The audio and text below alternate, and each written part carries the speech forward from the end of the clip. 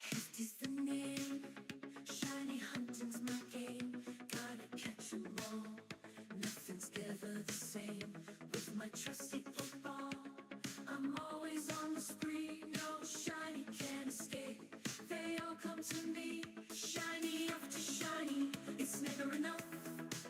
I'm on a quest, and it can get rough.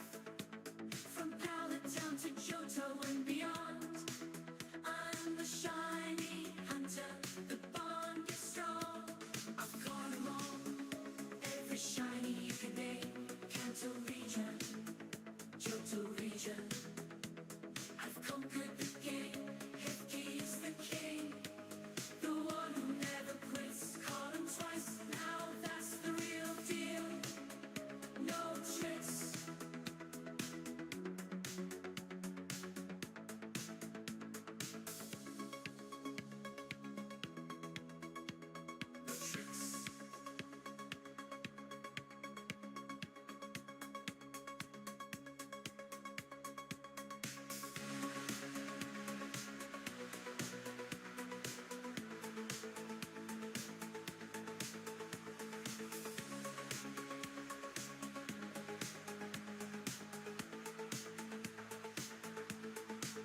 I've conquered the game, Hefty's the king.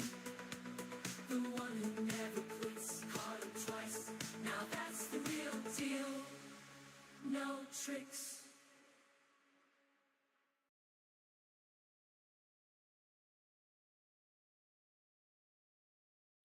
What is going on, everybody? Happy Saturday to you all. What is up, Phantom? What's up, Ron G, the OG? Hope you guys are doing well. Uh, we're going to be going for Unknown today. We're going to see if we can get a shiny Unknown F or a shiny Unknown E. Good morning, Big Cheese.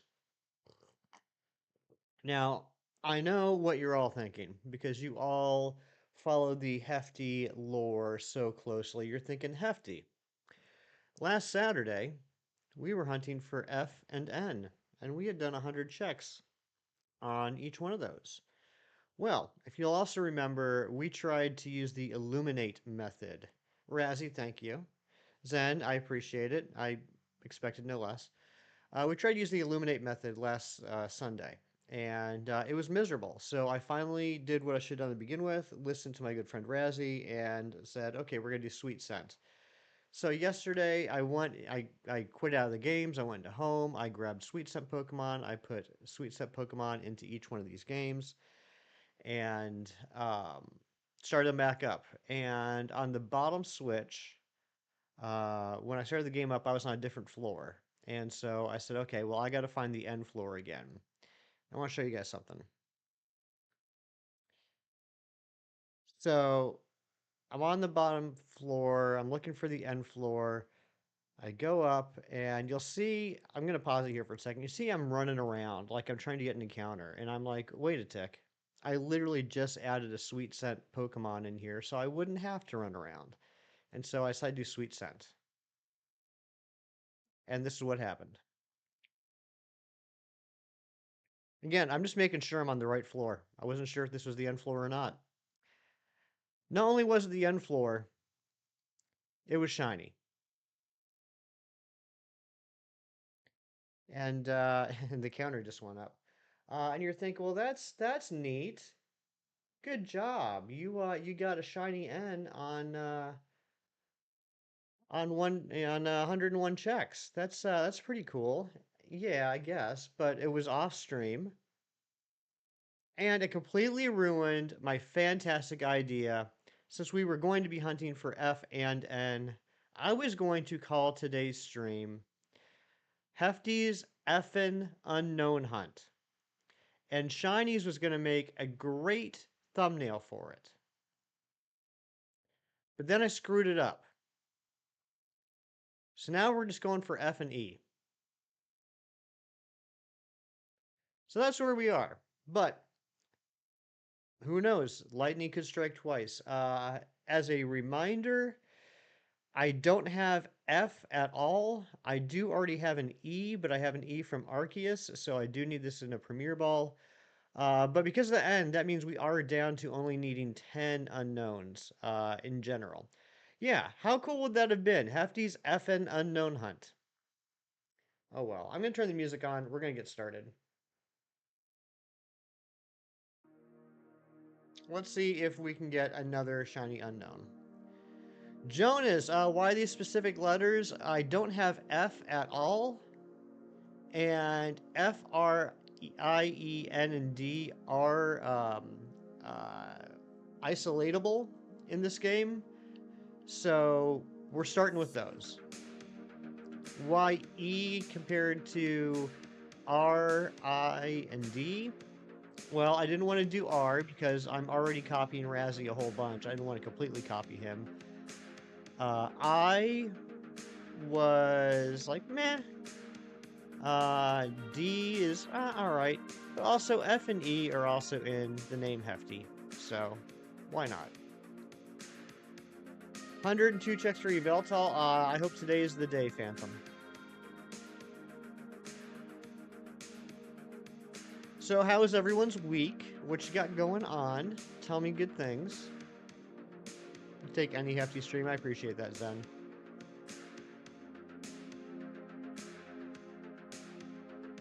Good morning, Mr. Schicker. You're the only person to ever hunt unknowns. Well, it's just, I mean, look. I was thinking about this the other day. Particularly in my case, what with having like every shiny huntable Pokemon in existence and only 27 left to rehunt in Premier Balls, I'm limited by the types of hunts I can do. At least for now. And it happens. It happens where I do hunts that other people are doing at the same time. I just felt it would be too on the nose. Exclamation! Yeah, I still need that 3 family mass holder on. Thanks for rubbing that in. I felt it'd be a little too on the nose if my good friend Razzie, who just got a shiny unknown R this week, if I also went for the R. So I figured I could at least do a couple different letters. If you're looking for the unknowns, it's exclamation point unknown. Week was quiet? Good. I like quiet weeks. However, unknown and forms are mod only, so Ron's gonna have to drop them. Literally none of the letters in this cave are in your screen name. I'm sorry, Clocky. That's true. You need a different screen name. Change your name. Change your name to AM Clocky. And then you can do the I and the E. Why known? I feel like Ron's just trolling us at this point.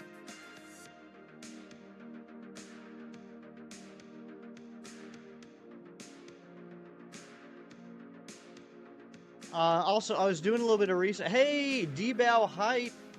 Thank you for the sub. I was doing a little bit of research on where all the unknowns are located, and I understand now that each floor has a different letter, F, R, I, E, N, and D, and the dead end rooms with the rocks are where you can get the rest of the letters. I'm still a little confused as to which room has the exclamation point and the question mark. I don't think I found that room yet. And I don't know if there's something I need to do to get access to that.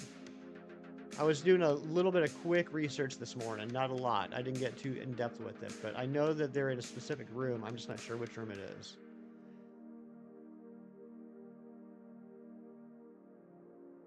So yeah, C, F, G, J, K, L, M, U, Y, and question mark are the ones that I'm missing. And I do need all of them except for N in Premier Balls.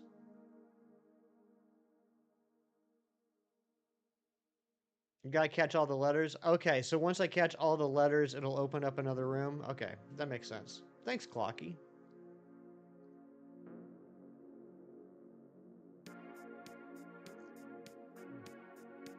I'm still waiting for the period, comma, apostrophe, and the numbers to come out. Am I the only one that wants that? Then the Ruin Maniac will be done digging. Thank you, Clocky. You are a font of knowledge.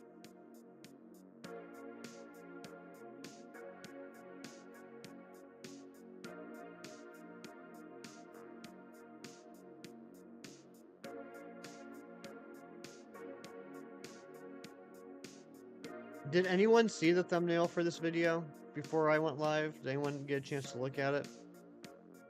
Shiny's actually put a lot of work into this one. It's like misleading how much work he put into this thumbnail. The Comic Sans of knowledge. Dorian, good morning. Period floating. That's a weird phrase. I know what you mean though.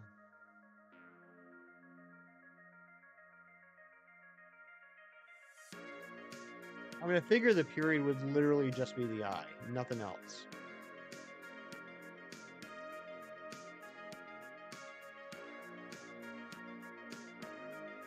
His grammar's off, probably.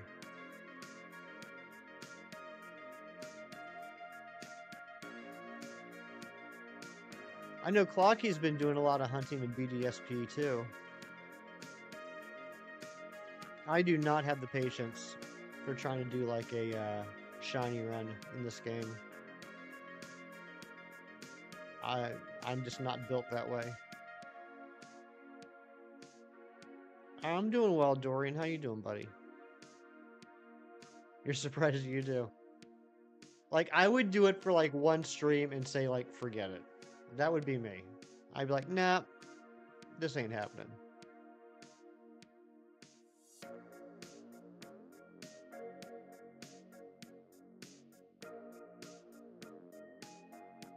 Every hunt's been under odds. That's insane.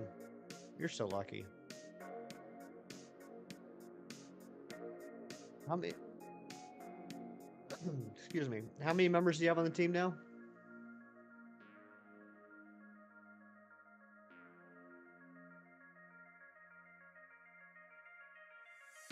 Sleepy AF.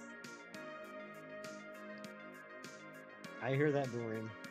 Three under odds hunts in a row. That's awesome.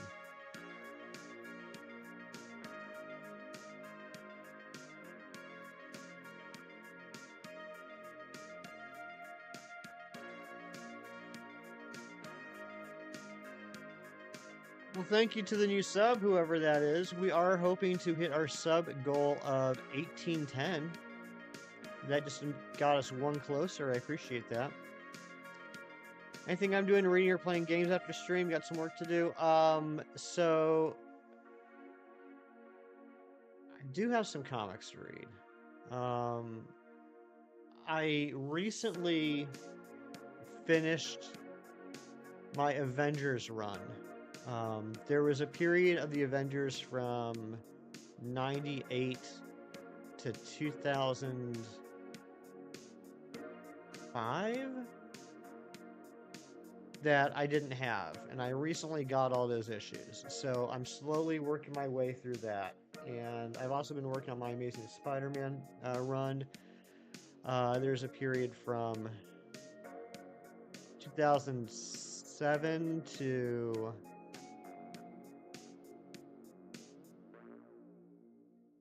2011 that I didn't have, and I'm now missing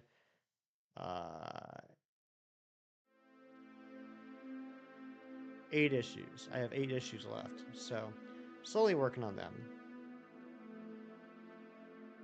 Third one was split between 2 places, and you recently counted for them. Think it hit odds on total. Gotcha. You recently learned about the literal plot device that exists in the Marvel Universe. Which one's that, Clocky? Saw an Uncanny X-Men, haven't read in a while, so you're gonna work on that soon. Nice. If you sent me that screenshot of Marvel Unlimited the other day, and I saw, continue reading in the bottom corner because I'm nosy. I took a look at it. I think you're in the middle of the introduction to Alpha Flight. Yeah, it's about to get really good. It's about to get real good. Felt Psyduck, what's going on? Razzie, get out of here. Stop it. Let me figure the name out. Okay, the one with the pipes and colors. The one with all the pipes and colors.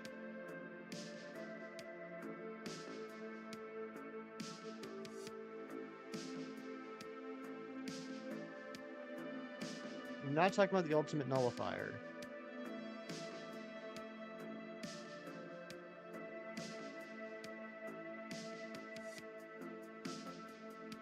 How you doing, Felt Psyduck?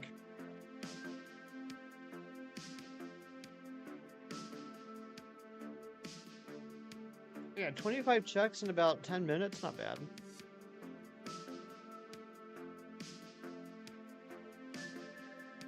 The rest are gonna get introduced soon. Yeah, I think you're right there. I think you're right there. I think the next issue that you have to read is Alpha Flight. Spoiler. Spoiler for a comic that came out in 1977.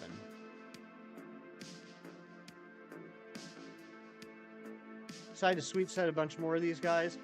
I'm looking forward to it. I was doing some D hunting last night. I was in honor of Dorian. I was doing some double D hunts.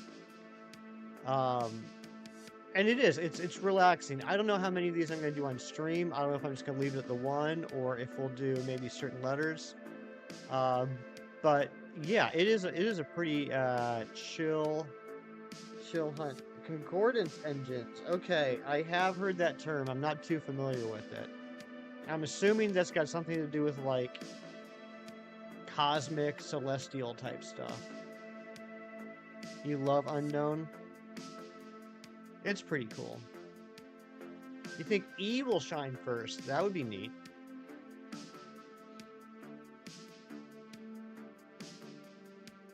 Oh yeah, yep. Okay, yeah, I know what you're talking about now, Clocky. Yeah, like concordance engines were made by Celestials. The one on Earth resulted in, placed there millions of years ago, resulted in making it more likely that Earthlings would have some sort of powers. Yeah, you're right. It's definitely, and it's I think it's kind of weird, honestly. I think there's a certain level of meta that you never have to do. You don't have to like give a reason why, you know, not just a particular hero, but like literally heroes in general, why they exist. That's kind of crazy. Yeah, I know exactly what you're talking about.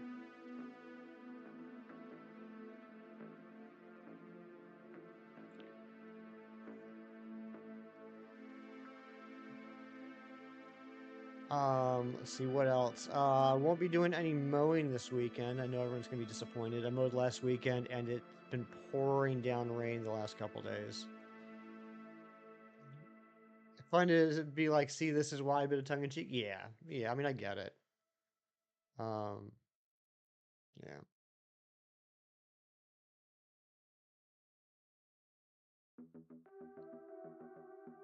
I am interested to see what they end up doing with the upcoming Secret Wars and Doomsday. It's been about a week now since the big news, big reveal with Doctor Doom and Robert Downey Jr. and the Russo brothers returning.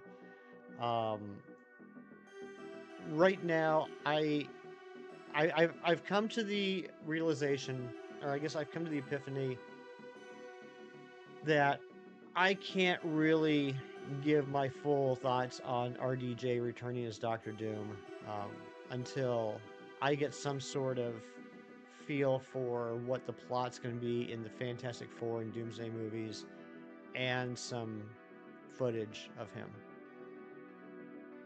Feels like a cash grab. Oh, it totally is. I mean, it's anyone that doesn't think that bringing back the Russo brothers and more importantly Robert Downey Jr. isn't a desperation move to try and right the ship from the nonsense they've been doing for the last couple of years is just living in denial. That's definitely the reasoning behind it. Whether or not, despite the reasoning, it can lead to a good outcome is the big question, right? But yeah, it's totally to try and regain some footing they've lost. It's wild. I've been watching a lot of reaction videos lately. There's a few reactors I watch on a regular basis that have recently been watching the Marvel movies, and they're closing. They're both like almost just like a week off from each other. They're both closing in on Endgame, and it's wild remembering the excitement and just the epicness of the first three phases compared to where like the whole reputation, the whole Marvel reputation of where it was in like 2018 compared to where it is now. It's just crazy.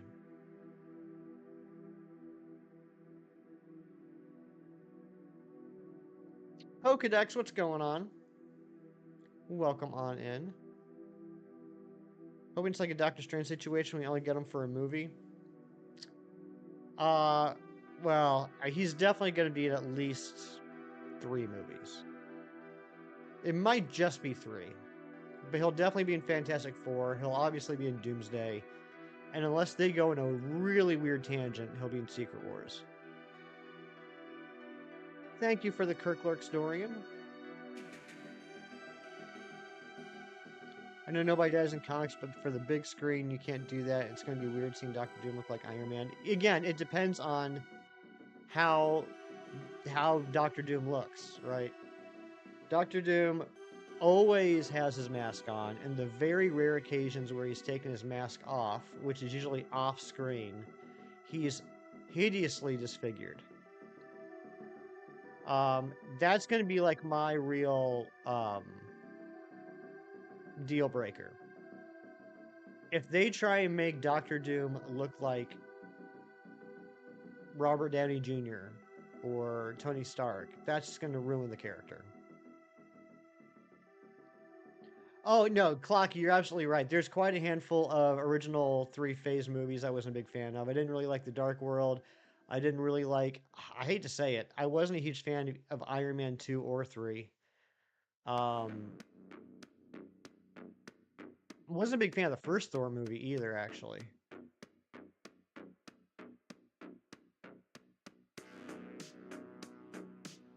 And, of course, Incredible Hulk was not fantastic.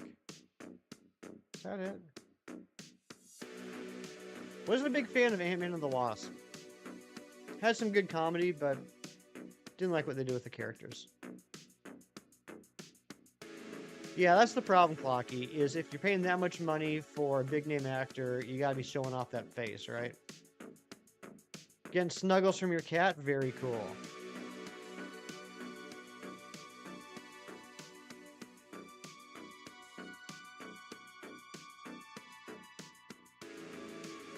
Hulk is okay, but where the character is right now, it's looking pretty great.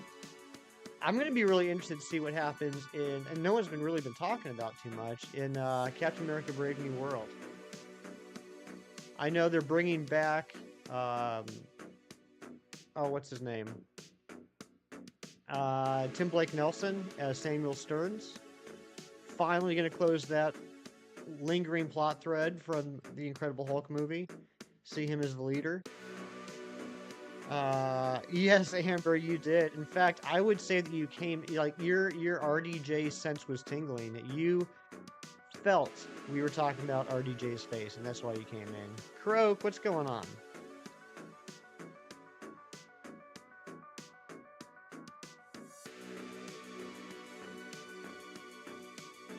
Oh my gosh, do we need a new like goal already? Thank you so much, Phantom.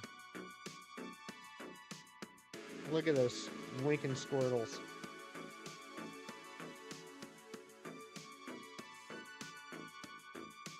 And thank you everybody for the likes, and thank you to the new subscribers.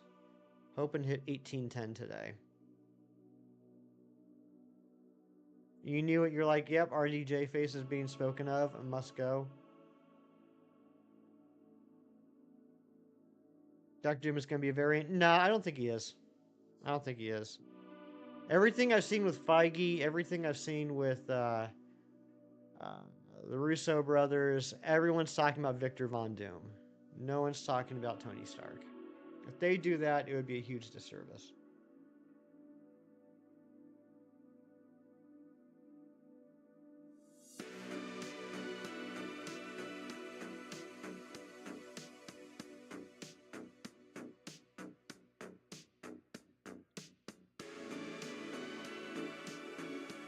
It would not only be a huge disservice to the character, it would also be a huge disservice to what they're going to attempt to do with the Fantastic Four. That just wouldn't make any sense.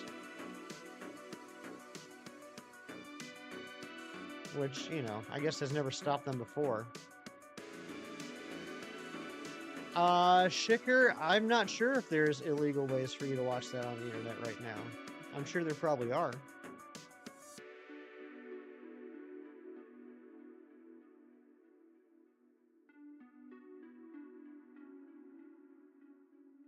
Yeah, they could go the Superior Iron Man route. I wasn't a big fan of that though. Wish they'd stream it on Disney. Oh, they will. They will. Just, give it more than a week run in the theater first. Goodness.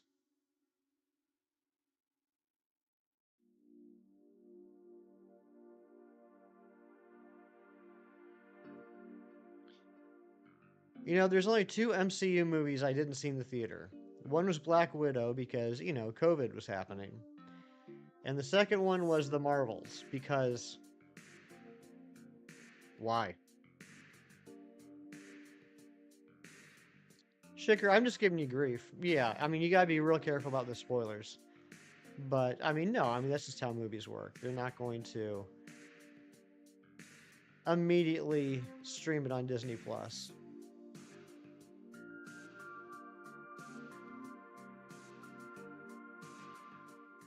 But no, Shicker, if you seriously want to watch it online, I'm sure if you do a little bit of Googling,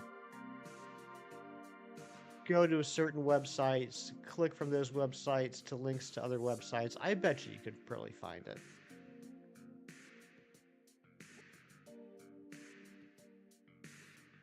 I'm not watching Madam Web. No. I watched the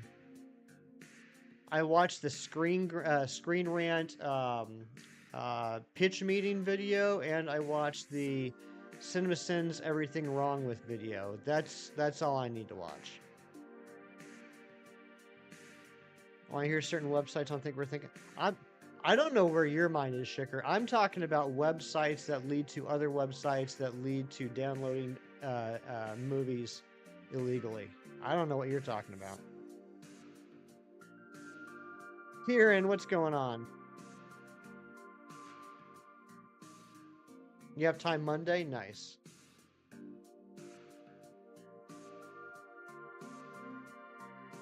For anyone that did see Deadpool and Wolverine, obviously no spoilers, but all I want to ask is, did you see it in 2D or 3D? If you saw it in 3D, did you think it was worth it?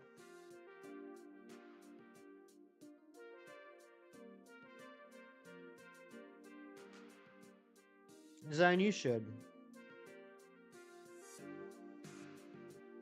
2D and still Cadbury your pants. That's what we call a callback. Not only a callback, but a callback from a different channel. That's amazing, Kieran. 2D, 2D, 2D. Yeah, I saw it in 2D as well. Yeah, I'm wondering what the 3D version is like. I don't know what they did with it. I don't know if this is still a thing. I remember back when the 3D fad came back, back in, what was that, 2009 when the original Avatar movie came out? James Cameron Avatar. And that really relaunched the whole, I mean, it wasn't like the first. There's still other 3D movies at the time, but that really made it where, like, everyone was releasing 3D versions of blockbuster movies. And the big difference is whether they film it in 3D or whether they film it and then take the finished product and put it in 3D. That makes a huge difference. And I don't know whether or not Deadpool and Wolverine was filmed in 3D or not. Because if they... I don't know what the right term is. I'm just going to say retrofit. If they retrofitted it for 3D, I wouldn't really be interested in it. We would go see it again if ticket prices weren't outrageous. How much is a ticket where you go, Kieran? Movie ticket prices vary immensely based off of your geographic location. I am lucky enough that matinee prices for me is $8, $8 American, and before matinee prices are $5, and I think on Tuesdays they go down to like $4. Now that's just like standard 2D. That's not IMAX. That's not 3D. $16.75 for IMAX 3D. Dang. 13 pounds. Yeah, that would probably be like $20 at least. I don't know what the exchange rate is.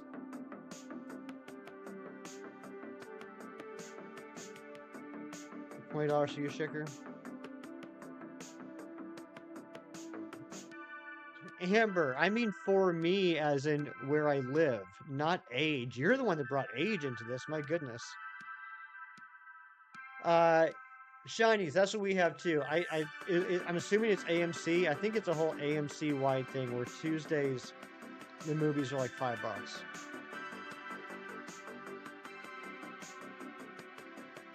Ran by a hand crank.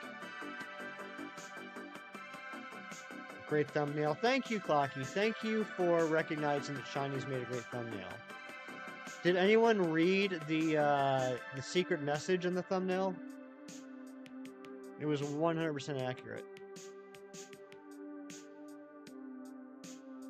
Most of us are in the same bracket.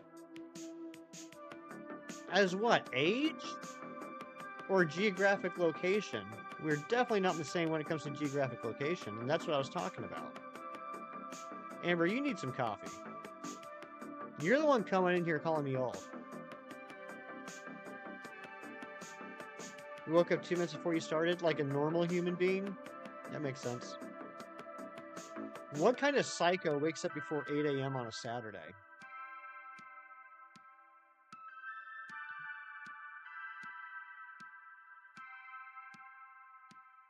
Got up when my alarm went off this morning at 5:45.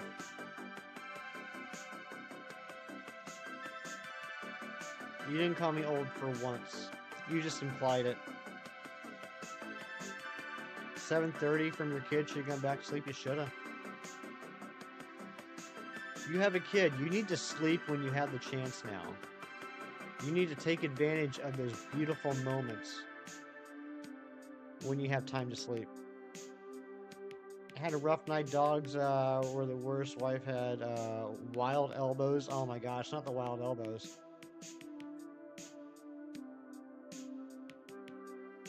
I said you don't get senior prices, but no one was talking about senior prices. You were the one that brought that up, which means that subconsciously you were thinking about how old I am.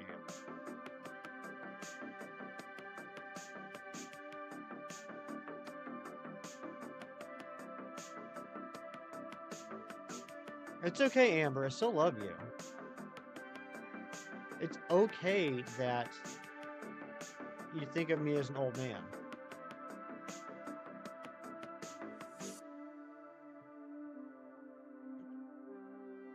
I'm about to sleep in your lazy chair. I haven't slept in the chair in a while. A lot of naps on the couch, though.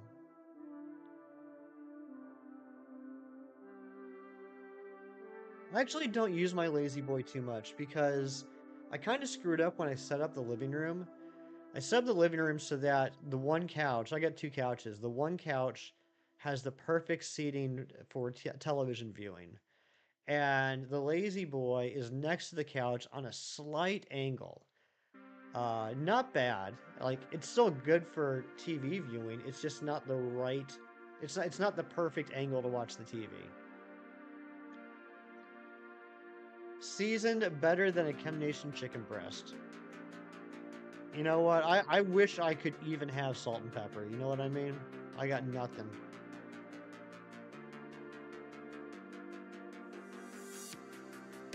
Amber, it's okay. I still love you. You don't need to justify yourself anymore. You don't need to make excuses. It's okay. We're just gonna move past it.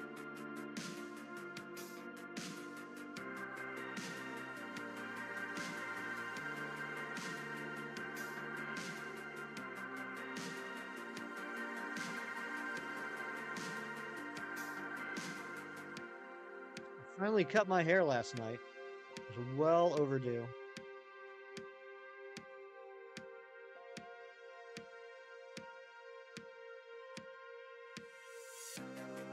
You're working on the coffee? Good.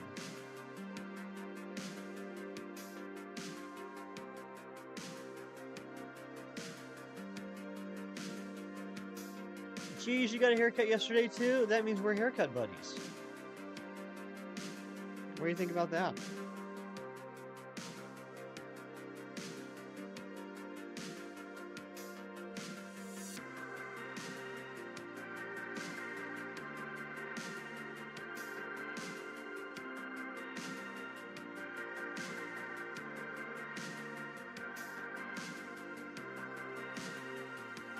Trees, great job at the golf. You're glad to be slick with me? That's a sentence. We're gonna go see Willy Wonka today. Nice.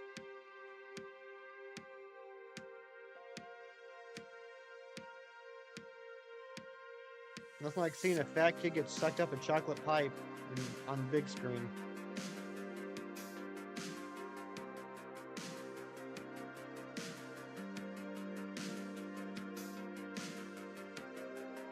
Got hosed on the last one. Stopped on the rim of the cup, forcing the 3. So you would have been, if it wasn't for that, you would have been in single digits with your strokes. That's insane. I was thinking about that the other day. I think so far once, I've gotten sub 10.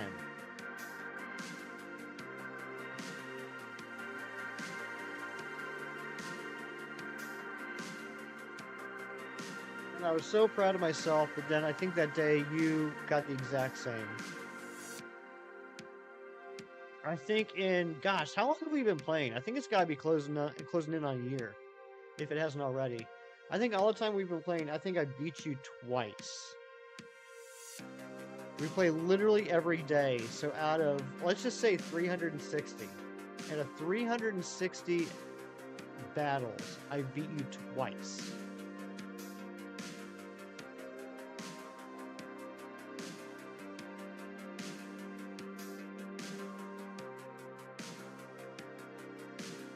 Then Big Cheese and I play this phone app golf game every morning. Basically, it's a little 5-hole, kind of like a putt-putt, but not putt-putt. Never mind. Don't forget I said putt-putt. But a little 5-hole golf course. And the layout changes every day. And you try and see how few strokes to get 5 holes.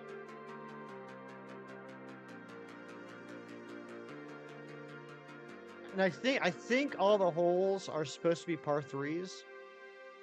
So like a 15 would be standard, but I don't know. That seems high. Maybe they're not supposed to be par 3s. Yeah, it's just, just a little thing him and I do. I like it for 2 reasons. One, I get to play with my friend Big Cheese every day, which is a nice way to start the day. And 2, because it has 0 ads. Like, in this day and age, it is one of the few gaming apps that I've seen that has no ads. We never get the pyramids, but there's pyramids? Why? What?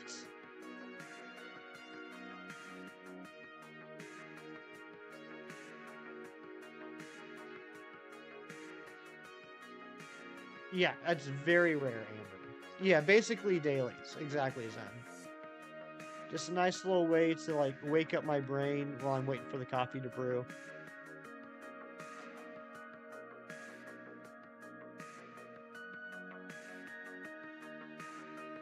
Play the adventure side. There's an adventure side? I thought all there was the dailies and the head-to-head battles. Like the, what do you call them? The tournaments.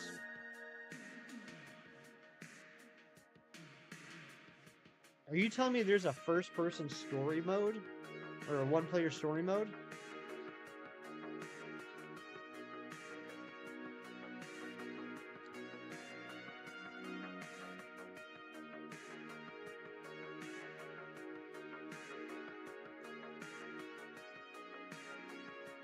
Percent of you were saying F will be first.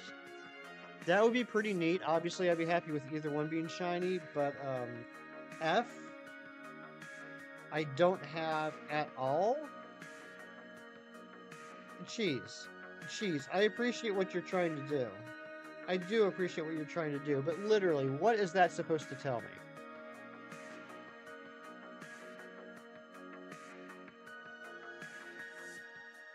What is that supposed to tell me?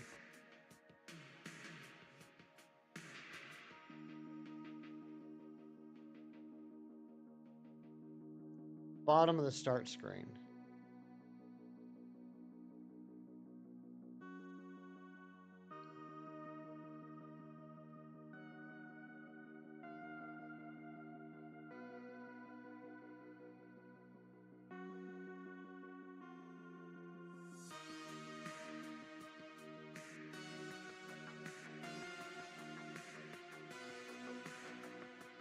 Oh. Oh, the tour. Yeah, I've never done this. I've never done that. I'll have to check that out. Is it worth it? Waves? What's up, Reeves?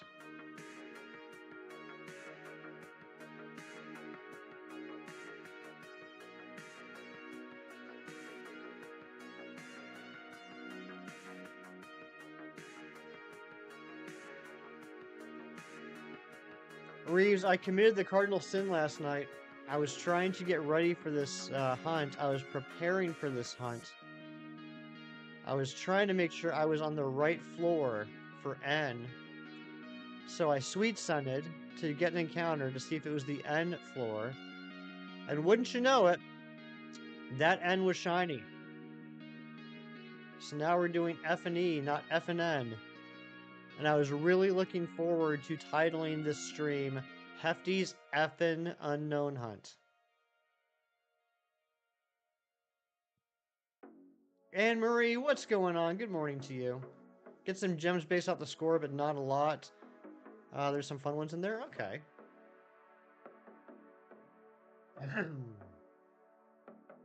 Now I can spell Hefty. I do need the F and the Y.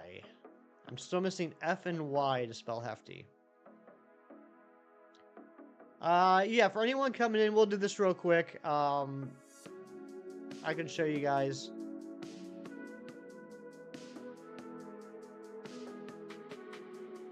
So, if you were here last Sunday, you'll remember that we were doing this hunt, but I was using an Illuminate Pokemon, and Razzie convinced me that he was absolutely right.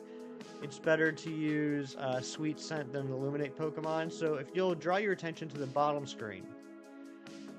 I went into home, I got Sweet Scent Pokemon in both these games, and on the bottom switch, when I started back up, I was in a different room. And I was like, okay, well, I gotta get myself back to the end floor.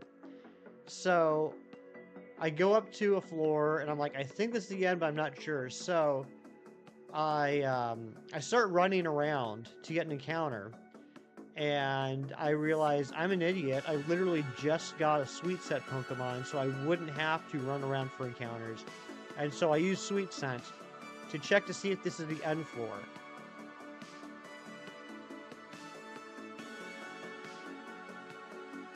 Exactly, Zen. And look at this. I checked to see if this is the end floor, and there's the shiny end.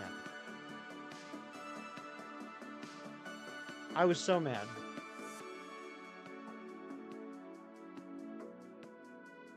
Also, I gotta take that counter down again. That's funny. That's funny that it keeps increasing the counter when I play that clip. But yeah, we tried it with Illuminate last week. There's nothing wrong with Illuminate by itself. There's nothing wrong with Illuminate per se. But because of the controls, I was constantly accidentally going down the stairs and everything. Yeah, exactly, Amory. It was off stream. I was trying to get set up for the stream. I was trying to get everything prepared for the stream, and that's when it happened. RNG giveth and taketh, yeah. So technically, we got the shiny unknown N on the 101st check. Mr. Wolf, what's going on? And yeah, more importantly, more upsettingly than getting the shiny off stream was that I could no longer title today's stream Hefty's FN Unknown Hunt. Well, thank you for the congrats, Anne-Marie. Third weekend in a row of what, getting shinies? I'm doing pretty good, Mr. Wolf. How you doing? Shafa Gujar. Oh, yeah, I heard about that. I did hear about that.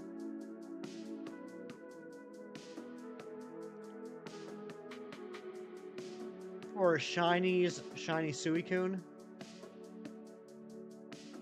the one pre-stream check to make sure the counter was working, and it's shown.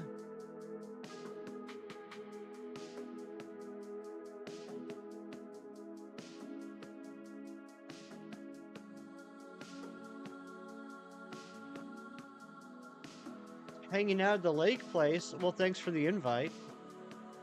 Sheesh.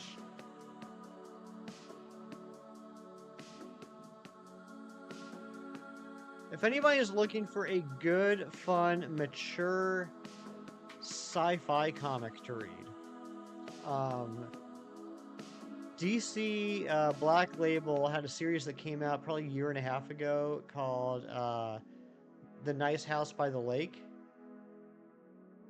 They just started the sequel series, The Nice House by the Sea, that just came out last week. Great comic. Could named it Hefty's. I gotta wait for one more message. The heart's in the way. I'm not having trouble reading the message. I just can't. I literally can't see part of the message, so I'm just gonna wait until someone puts one more message in the chat. There we go. Thank you, Cheese. Or you could name it Hefty's Iron Hunt, Hefty's Effet Hunt. That could work. Effet. 8-bit Emerald, what's going on? And yeah, I get the Iron Hunt. You know, some people might be saying I don't get the iron. It's because it's FE, which is the periodic. Yep, there we go. Thank you, Cheese.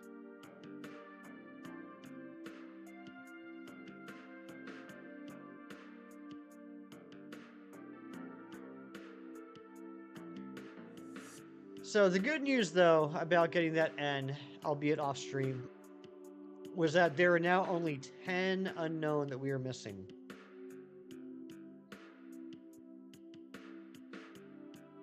You feel terrible? You have COVID? I don't know why I saw the word might. It's literally not anywhere in that message. You have COVID? I'm sorry to hear that, Emerald. Hope you get some good rest. Hope you feel better soon. Lightning just hit so close and thunder was so loud, Miles jumped up and screamed and Oak ran off and knocked over his cat post. Oh no. Amber, you better not be sending that weather over here. I have had enough of the rain.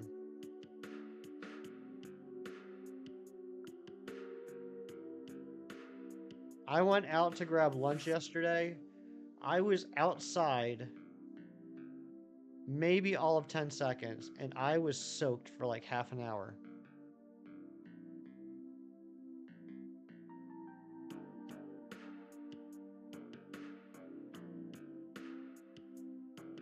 You need it, so you're going to keep it? Sounds good. We've done over 100 checks in about 45 minutes. That's pretty good. Finally got a break from the rain, storms, and tornado warnings until yesterday when it rained again. Ugh. Ben 10 being a... Ben 10's getting a comic? Who's publishing it? Did you tell me this? You might have told me it, but sometimes when we talk, look, it's super late for you, but it's late for me too, and my short-term memory doesn't work well at night, or in the morning, or in the middle of the day. It was pouring down when you were waiting for your parents at camp. Ugh.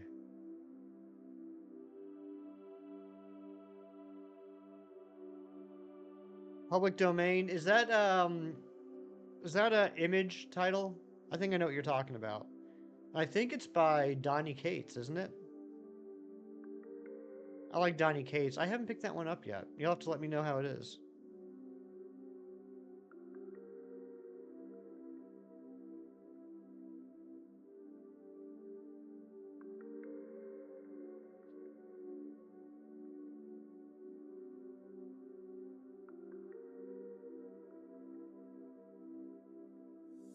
Can't even enjoy food. I'm sorry. Yeah, I know that is one of the symptoms, and I know for some people it can last quite a while.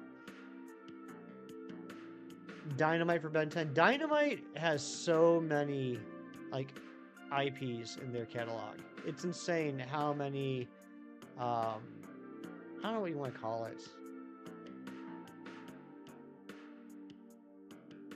Adaptations? How many pop culture adaptations Dynamite does? That was the one symptom you never got? Well, that's good. Well, I mean, bad that you got all the rest of the symptoms, but I'm glad you can still taste stuff. Yeah, Zen, let me know what you think about Public Domain when you read it. I really liked his crossover. That was a good series.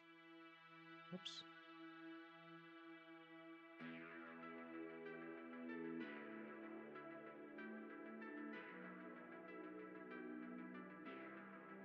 You're about to eat a delicious popsicle. Aww.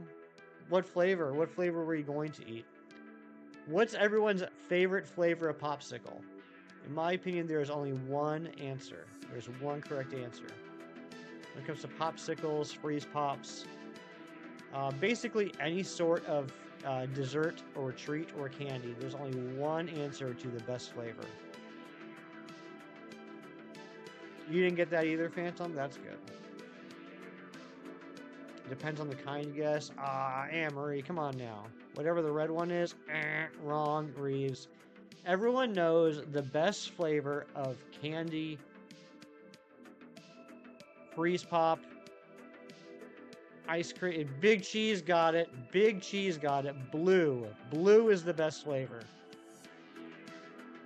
I remember after T-ball practice, children would get in literal fistfights over who got a blue freeze pop.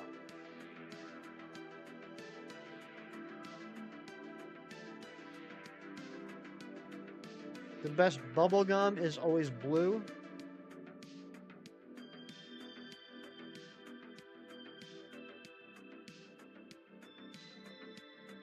The best M&M is obviously the blue one. Not the blue freeze pop. Man, Team Matt knows what I'm talking about. What's up, Matt? How you doing?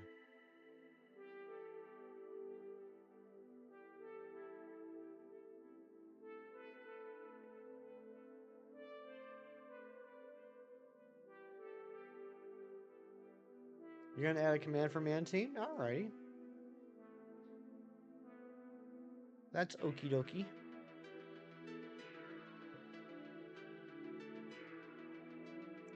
Man Team Matt with his thousands of subs that he convinced me he had. Trying to get up and motivated for the day. You and Man Tyke doing anything fun today? Do I miss the online services for the 3DS? In a way. So I didn't do a lot of online stuff to begin with. I'm an only child. When it comes to video games, I've always been like independent. So like, even with like version exclusives and everything, I always buy both versions myself. I have two 3DSs, so I don't have to worry about doing trades and stuff. There are a couple things I missed though. I do wish I could have finished getting all the friend safaris there are. I don't need any of them, but it would have been cool just to have a complete friend safari list.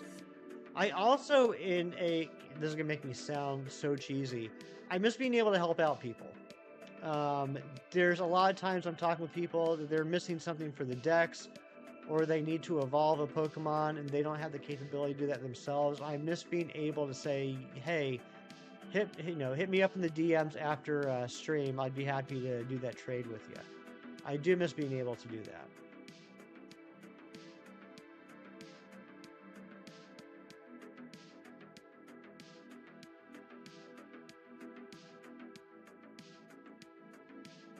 Matt, you can still get friend safaris. You can still get new ones. Even if you can still get new ones though, you can't unlock the third slot, right? If you can still get them and unlock the third slot, this is going to be a game changer.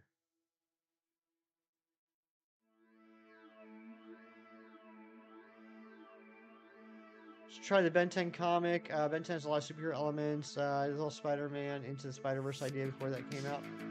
Yeah, that is one of those series that like I caught random episodes and I never didn't like it. I just never sat down and started it from the beginning, watched all the way through because there's very obviously an overarching serialized story going on.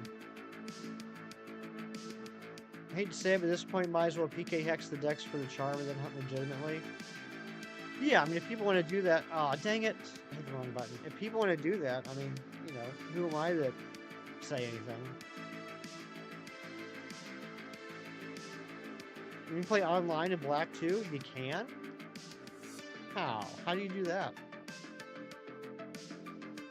You mod your 2DS, you can get bank and transporter, but you get all, oh, okay. So, yeah, so from having a modded 3DS, I do know you are able to, get all the friend safaris. I have heard about that. DNS exploit? I didn't know that.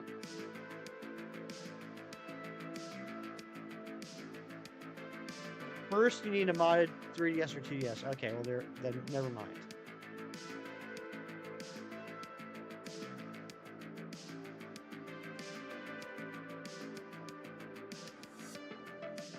I don't really have a reason to mod my 2DS or 3DS or DS or what have you.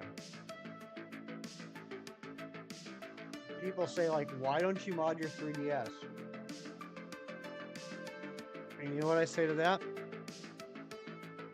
Why would I?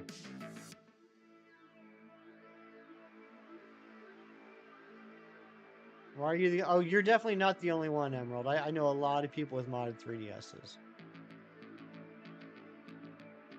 I mean, I guess the only reason I would personally mod it is to be able to stream it. Like, it's not the only thing you have to do in order to stream a 3DS, but you do definitely need to mod your 3DS in order to stream. That's a big part of it. But I don't know. I kind of... Maybe I'm naive. I'm kind of the opinion, like, I'm going to wait until the eventual DS operator is going to come out. I'm sure that, I mean, especially the last couple of years, I feel like the Game Boy operator has become pretty darn popular. And it would not surprise me if Epilogue, who makes the Game Boy operator, is working on a DS operator. DS/3DS operator. Like, to be able to save a few $1,000s with the old games. I get that. I get that. I mean, I understand it, I should say.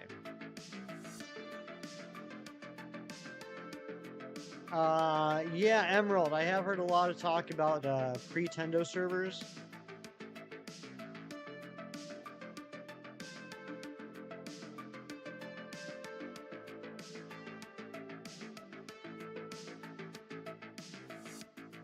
But for me, like, I'm at the point when, you know, in my shiny hunting career that if I wanted to, I could literally put away the 3DS and never open it again. I don't need it anymore. Even with the Premier Dex rehunts, there's nothing that I need that I can't get on the Switch at this point. And as easily as I could have on the 3DS. Like right now on the 3DS, I am doing Masuda for Burmy in Ultra Sun, but I could just as easily be Masuda hunting Burmy in BDSP. It wouldn't save any time. Need the Elemental Monkeys and Patrat line? For what? For what? Shiny Living Dex 2 or for Shiny Living Dex 3? All my shinies are in home. There are a handful currently that are on the 3DS, like maybe 2 or 3. There's the Unown in Brilliant Diamond that I got last night. There's a few in Scarlet and Violet, including the Destiny marked Poliwhirl. But for the most part, yeah, cheese. I mean, my most recent shinies, probably 6 or 7 total. I have in games, not in home, but yeah. 3DS and below. Yeah, I think there's probably, like I said, I think maybe 2 or 3 on the 3DS right now.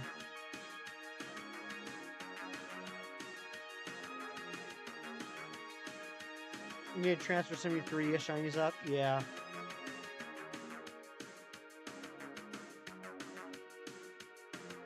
Like I think Carnivine might still be on the 3DS. What did I do before Carnivine?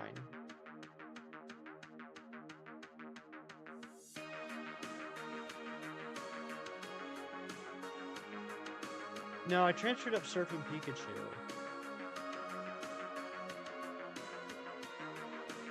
I might actually not have any on the 3DS. Maybe Carnivine, maybe not.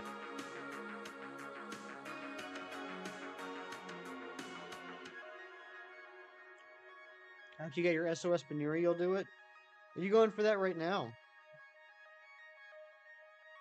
You got me curious, Cheese. I'm checking right now. If I transferred over my Carnivine to home, that means I don't have any on the 3DS at the moment.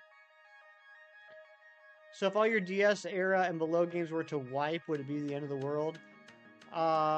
You mean like as in lose all my save files? I mean, I would be sad about it, but there's nothing there that I would need. I wouldn't have lost anything. Random mechanics for Helioptile, nice.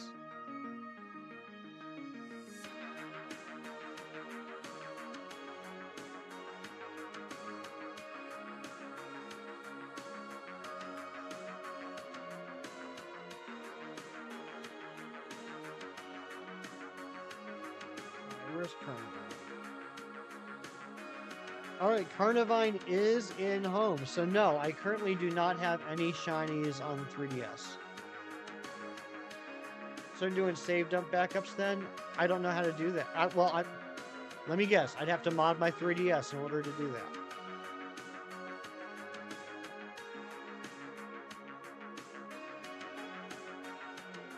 Blaze, what's up? You're still a shiny hunting for Giratina? Good luck on that, Emerald. Beautiful shiny.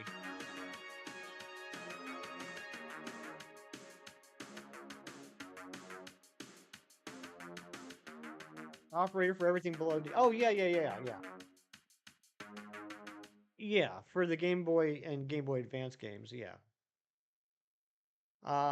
To be fair, I haven't even touched my Gen 1 or Gen 2 games in a long time. I'm assuming at this point that the batteries are dry. I'm getting a Husky today. That's awesome, Blaze. I'm doing pretty good. Thanks for asking. That is correct, Matt. That is correct. As of right now, if you want to shiny hunt the Elemental Monkeys, Furfrou, Patrat, Watchog, Poipole, Naganadel, Titanol, and Silvally, you need to have a 3DS. Everything else you can do on the Switch.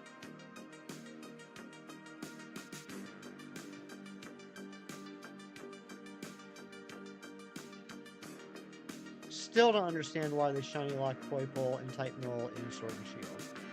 Makes absolutely no sense.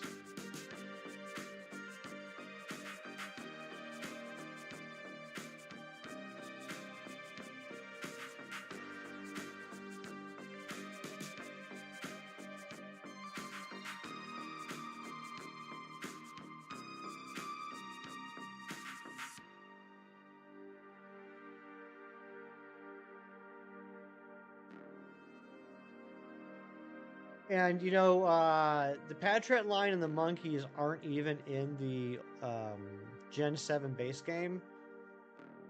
I can't remember. Does anybody know? Are the monkeys and the Patrat line, are they in X and Y or are they in ORAS?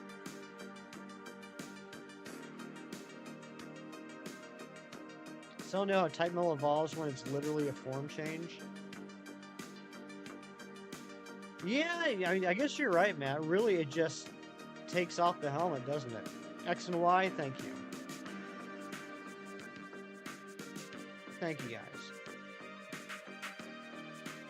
I couldn't remember if they were on, like, one of the islands in Oris that you fly to.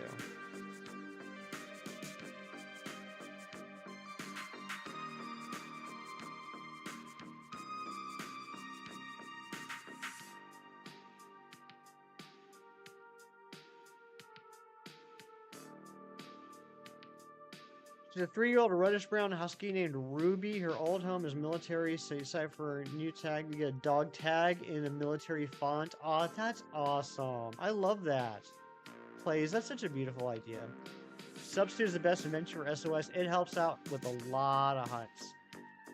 Basically, the only thing you gotta worry about is any sound-based moves, like growl, screech, echoed voice. Any sound-based moves can go through substitute, but other than that, you're golden.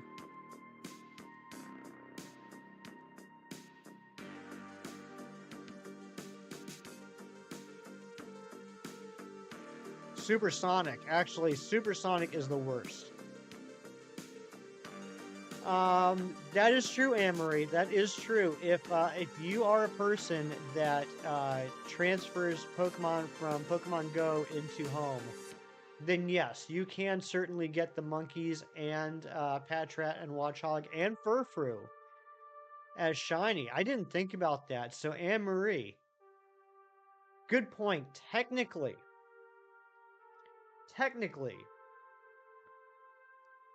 you don't need the 3DS for anything for a living dex.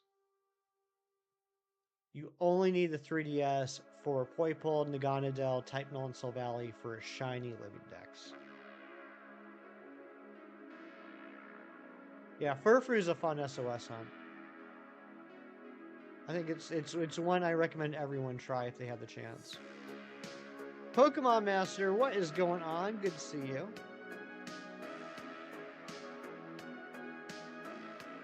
I send pictures in the correct channels. Driving 12-ish. It's 2-hour drive. Sounds good, plays. Yeah, we have a pets channel in the Discord. Feel free to throw pictures of your pets in whenever you want.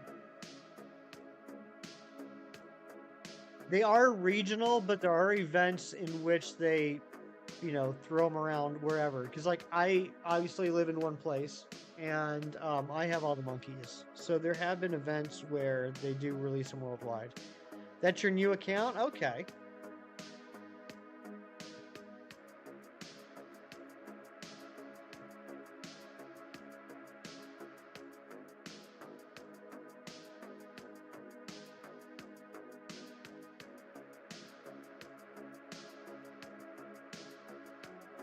Yeah, Anne-Marie, you're right. Like, if you're looking for specific balls, that's very limited in Pogo. So if you want, like, a luxury ball, or a quick ball, or a friend ball, or something, then yeah, you'd have to get them from 3DS. Which kind of kills the theory there, waiting for all the monsters to be bankable before killing bank. I still think it's a legitimate theory. I don't think... Well... Look at Meltan and Melmetal. I was gonna say, I don't think Game Freak takes Pokemon Go into consideration, but there have been times they do. Getting ready for the talent show. T-Dog, you're gonna kill it at the talent show. Because you are very talented. My contacts are really bothering me this morning. Had to dip out for a second. Believe the original Ben 10 series on Netflix. Whoa, is it? Although I suppose your Netflix and my Netflix would be a little bit different.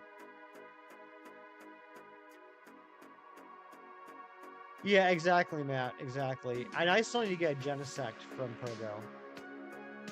I mean, the good news about getting a Genesect from Pogo is, you know, it'll be in a Premier Ball. The bad news is it's going to have that G on it, like Meltan and Melmetal. Which I swear, there have been occasions that I've taken Pokemon that I transferred from Go into Home, and then from Home into a game, and they lost the G. But then there have been other occasions where I have done that, and they have not lost the G, so I don't understand what's going on. Oh, and the US Netflix? I'll have to look into that, Zen. That might be a good, like, you know, in the background type show. Like during the weekend.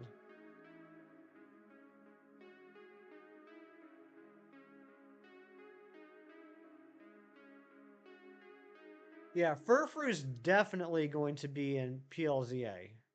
because it was literally in the trailer. And I would be shocked if the other ones are not. So my favorite number, 7. What's your favorite number?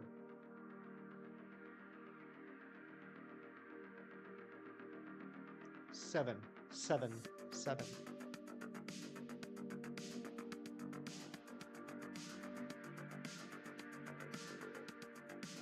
That is true. They all were in X and Y. You're doing a Super Mario dance with you dressed up as Mario. That's awesome. Well, the 517 was, to quote Homer Simpson. If I was to paraphrase Homer Simpson talking about the fraternity I was in college, they look deep within my heart and assign me a number upon which the order I joined. So I was the 517th person to join the fraternity at my college.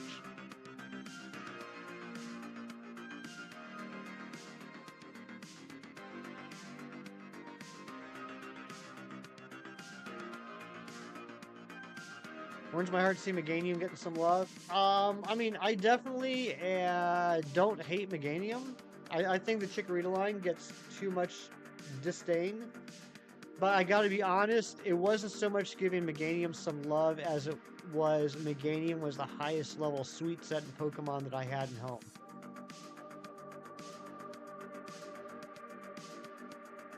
But yeah, Meganium is not nearly as bad as a lot of people want to think it is.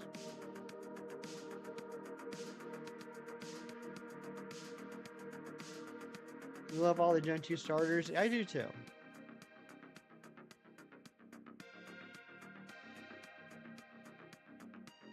Just lie to me, okay? I need I need not the reason, just let me believe. Meganium's awesome. That's why I chose it, Matt. Good morning, JJ.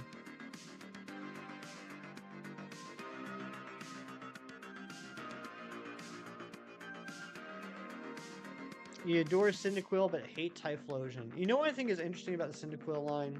Cyndaquil, Quilava, Typhlosion. And I'm not making a judgment on this. I just find it interesting how many people love Typhlosion, don't love Charizard, but they have the exact same stats. I mean, obviously, I know design is a huge aspect of what Pokemon people love, right? At least it is for me. There's a lot of non-viable Pokemon that I absolutely adore, and there's a lot of really strong Pokemon that I don't really care about. But I just think it's funny how Typhlosion's literally, stat-wise, a clone of Charizard. And those two seem to be fairly polarizing. You like both, Amory? You're just too good for this world. You grew up with Ash's Bayleaf and loved it? That's fair. Bayleaf is pretty cool. I mean, I like all the designs. Chestnut's your forever favorite? That's another one. I don't get the dislike of Chestnut. I've often said Gen 3 and Gen 6 are the two gens that have absolutely S-tier starters across the board. Usually I like all the starters, but there's one that I really love.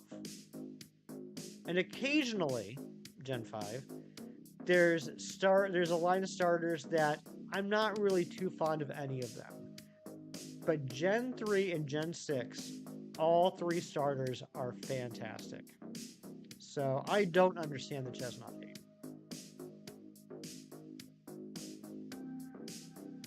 You like Cinderace? I like Cinderace too. That's Gen 4 for you, Zen? What, the S-tier starters or the mid starters? To use your words, Zen, I'll say mid starters.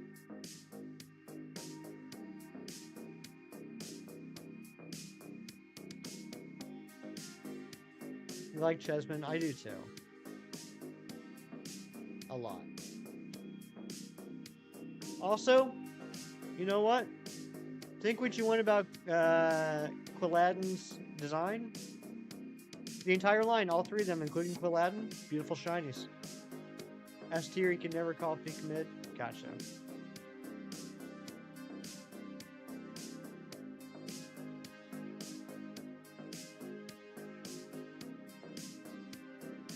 I think it's funny that the most universally loved Gen 6 starter has very obviously the worst shiny out of all the starters in that gen.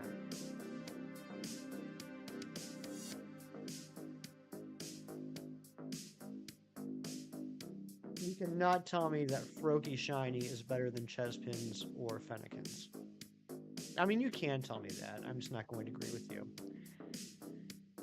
Gen 5 stars are overhated. For weakest stars, you'd say probably Gens 2 or 8. Yeah, I mean, you know, everyone's got an opinion, right?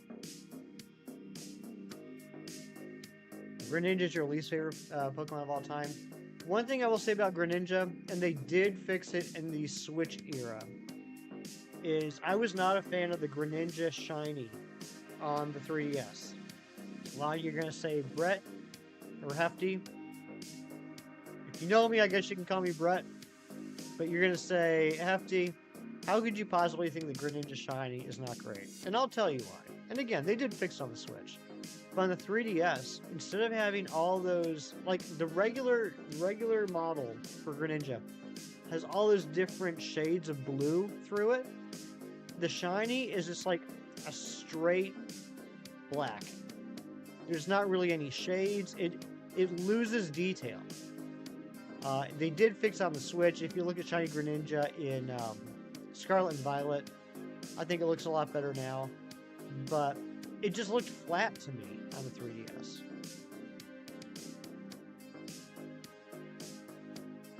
It's like a matte black, exactly. All very good points, Brett, formerly known as Hefty. Kieran, you know what? Not only do I like you, I like you even more now because you immediately did the double T. You have no idea how many times I gotta tell people it's 2 T's. Gen 9 did the most for steel types, absolutely. Steel types and reptiles.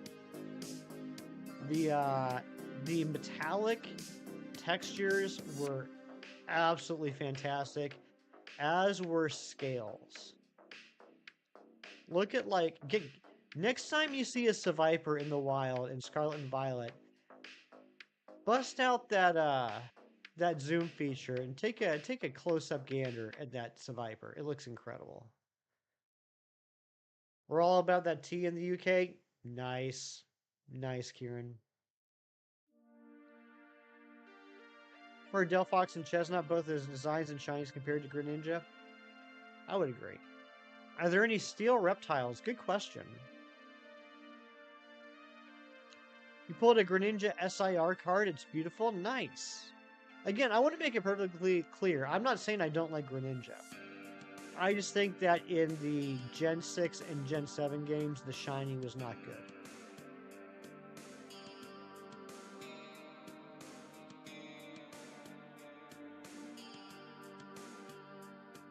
Ash Greninja was cool, yes. Ash Greninja was very cool.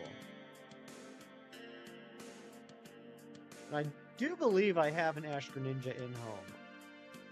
Can you transfer? I know Battle Bond doesn't work the same, blah, blah, blah, blah, blah. But can you transfer Ash Greninja into Scarlet and Violet?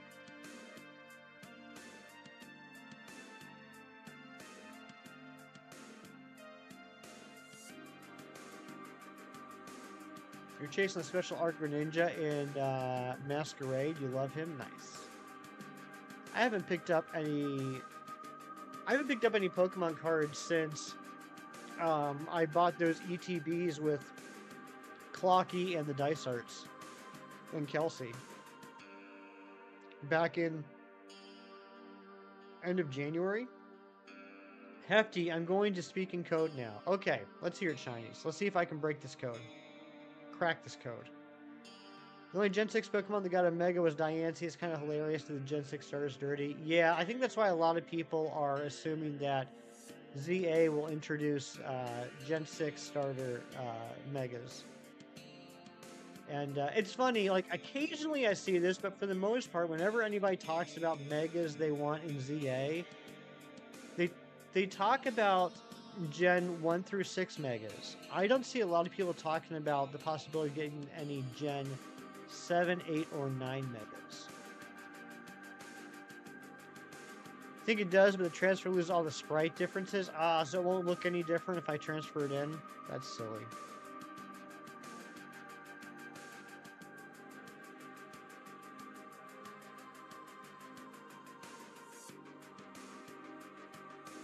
You have a Greninja in your Violet game? Nice.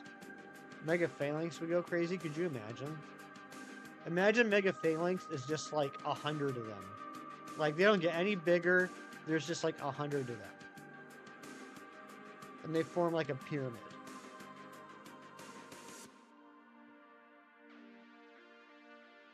Or it can be like a giant, like Voltron looking thing made out of Phalanx. Like Cheese, remember the gnomes in Gravity Falls? It'd be like that. Phalanx.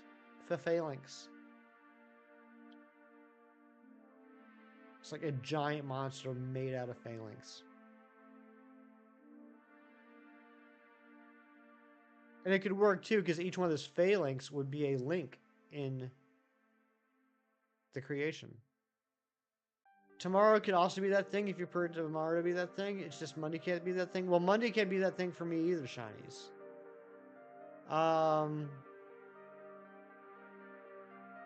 Yeah, we could do tomorrow. Shinies, what time would that thing be if that thing was tomorrow?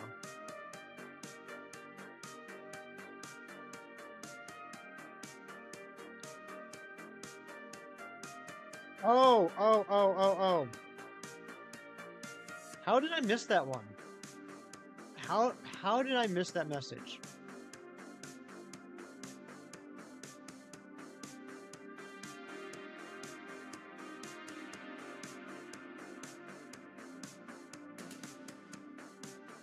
Yeah, 2 p.m. today could be that thing. Game Freak just steal that idea. I think it's a good idea. I think all my ideas are good. I have never had an idea that I thought was bad. Yeah, Shinies, I'm good with 2 p.m. today or 2 p.m. tomorrow being that thing.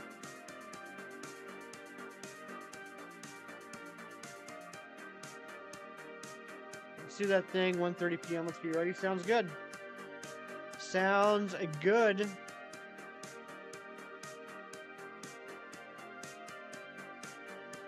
Do you want to let the people know, or do you want me to let the people know?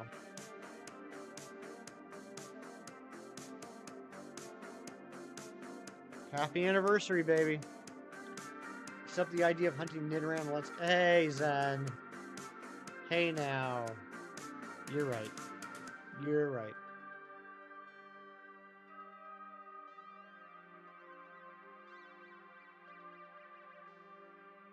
Tell the party people. So, chat, let me ask you this. Have you ever sat in a hefty stream on a Saturday morning and said, this is fine and all, but I could use some more hefty in my life? And particularly, I could use some hefty interacting with another person who is also there, and listen to them have conversations about nonsense whilst playing a game that looks like, you know, someone really likes Legos and decide to copy that and make billions of dollars on a video game in which people just basically build Legos for what purpose I'm still unsure of after all this time. Bello, Hassan. If that is the type of thoughts that you have on a Saturday in a hefty stream, I am pleased to announce that approximately 2.5 hours after this stream ends, or no, I'm sorry, approximately 3 hours after this stream ends, on this, the 1-year anniversary of the series starting, I will be hanging out over on Shiny's channel as him and I attempt to beat, whatever that means, a hardcore Minecraft world. That's right. The Shinies and Hefty Minecraft series is returning to mark the 1-year anniversary of its starting.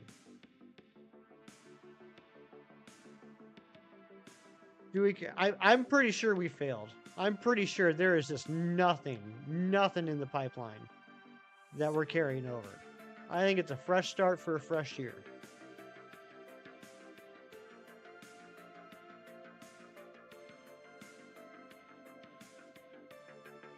Maybe lurking while playing Grounded. Grounded is basically Honey, I Shrunk the Kids. Oh, nice. Nice, Tyler. I'm doing well. Thanks for asking. I'm so cooked. You mean that respectfully? You're always respectful, Zen. I will give you that. You are mean and you make me cry constantly, but you're always respectful. You're going to be 49 years old on Wednesday? Dang, T-Dog. Happy early birthday.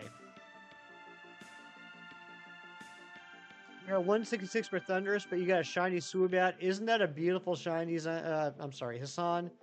I don't know why I almost said Zen. Hassan, isn't Swoobat a beautiful shiny? Isn't it, like, so slept on? Isn't it, like, so underrated?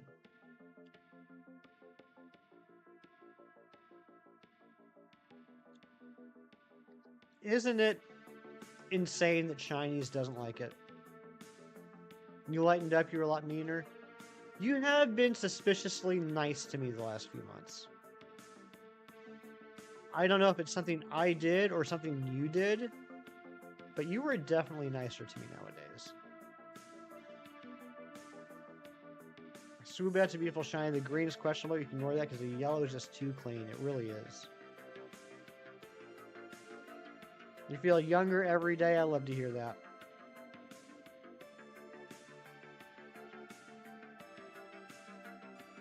Someone please drop a Shinies link. If you guys are not already subbed to Shinies, look, he needs it. I mean, just have pity on the man. Give him a sub. He's trying his best. And that's where I'll be hanging out this afternoon. Geez, I did hear about that. I've never picked up any of the books. I also know, like, the actual books have been released in the past. I've never picked up any Gravity Falls merchandise other than the Pine Tree hat. Thank you, Ron.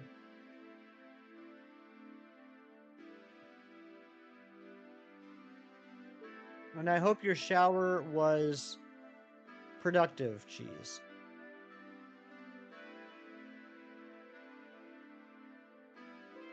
Alright, I think I'm going to take this up to 310 and 210 and then take a quick break. I might take out my contacts too. I haven't decided yet. My eyes are bothering me today. Gravity Falls was a great cartoon. It really was. Top tier. Probably my top 5 cartoons I've ever watched.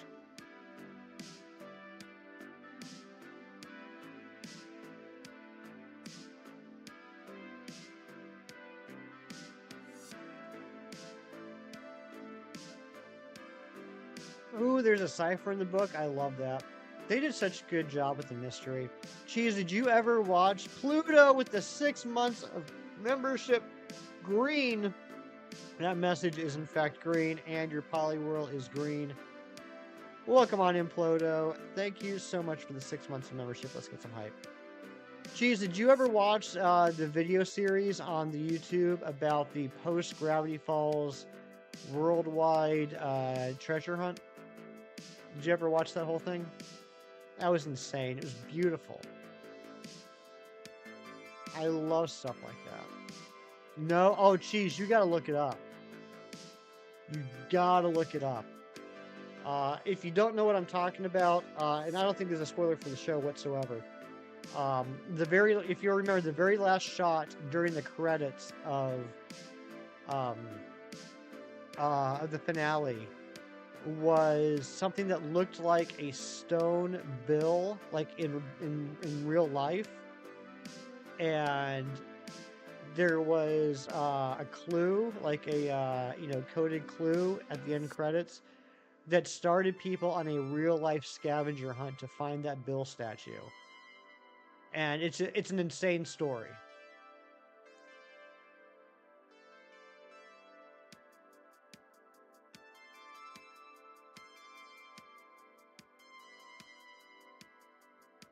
It was so well thought out.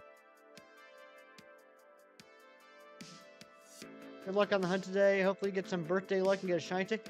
Frederick, is that your clever way of saying that it is your birthday? Can we get some birthday hype in the chat for Frederick?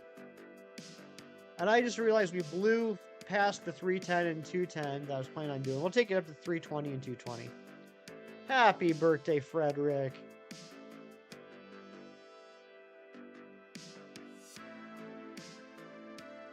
Oh, dang it. Use payback.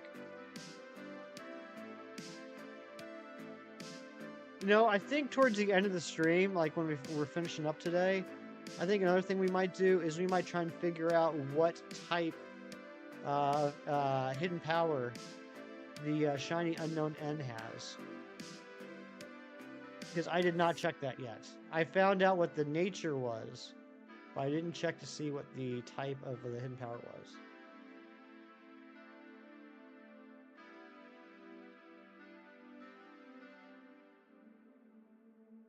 Even nicer because all your hate is towards the Marvel Cinematic Universe. I'm glad you're deflecting it to them and off of me. I do appreciate that. I guess that would be one good thing that has come out of a post Phase 3 MCU is Zen hates me less. If that's the case, then I say yes, we make all the Eternals and Marvel's sequels we can handle.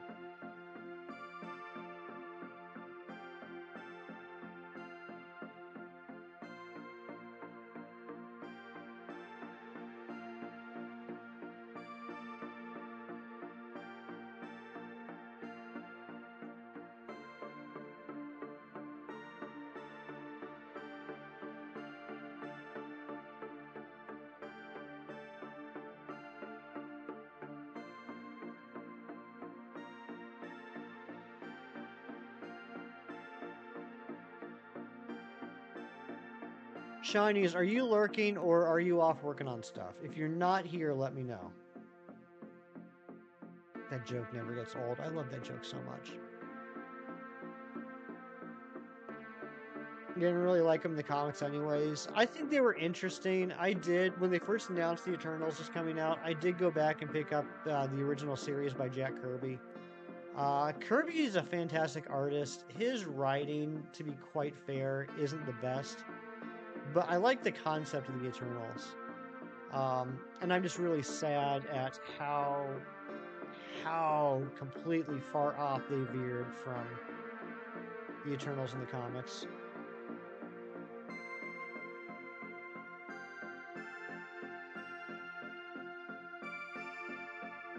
It could have been such a visually cool movie. Like the Deviants were such wild, creative characters.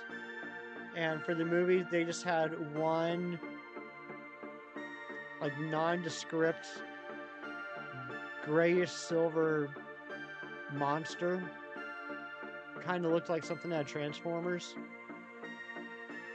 Oh, Hefty. What's up, Cheese? Dang it, I blew past the 20s again. Let's take it to 25. 3 more checks. This hunt's just going too fast.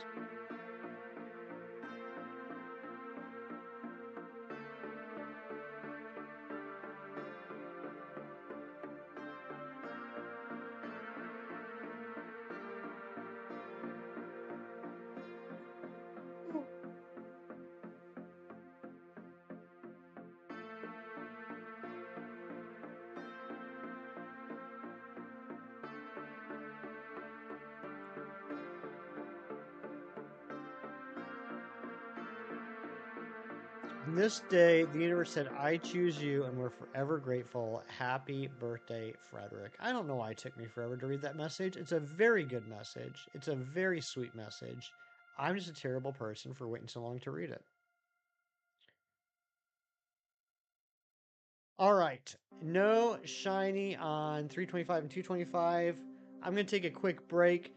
Ron G, the OG, will you please be in charge of this wonderful group of people while I'm gone? And I'll see you guys in a few minutes.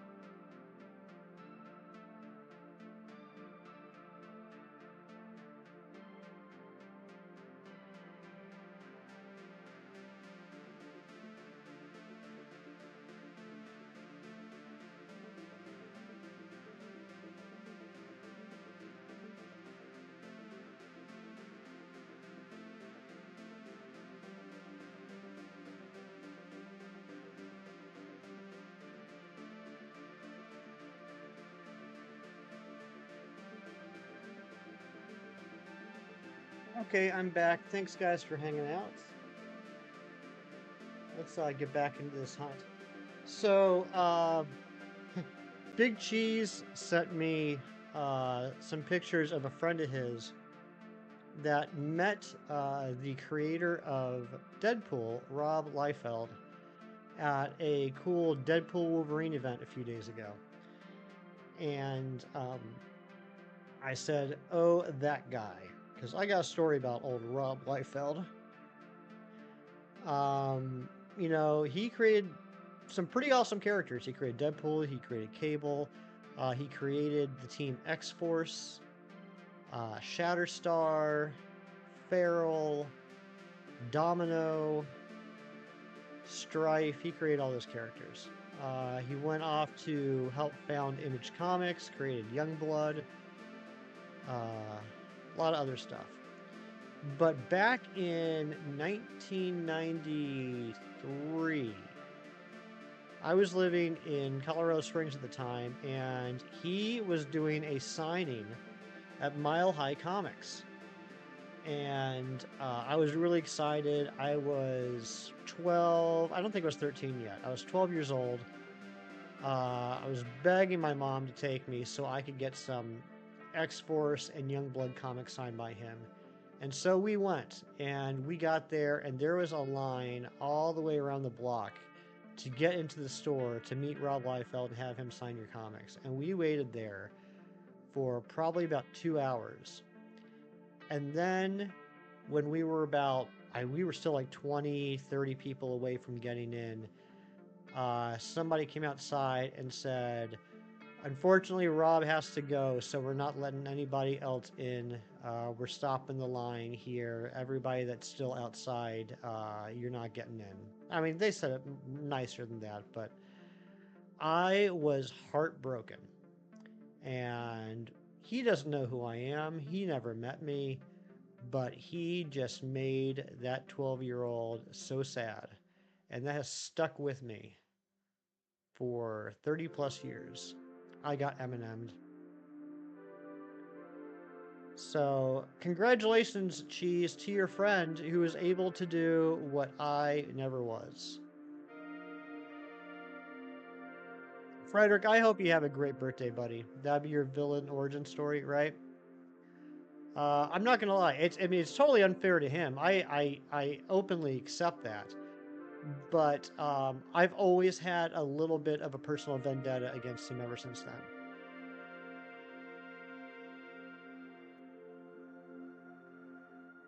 I got Will Wheatoned. Who wheats? Did I just wheat?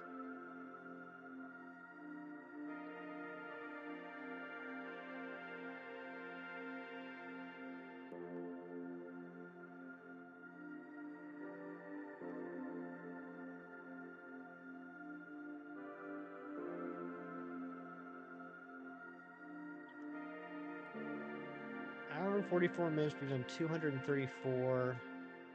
Definitely gonna be able to get to at least 250. Dang it! Definitely be able to get to at least 250 before top of the hour.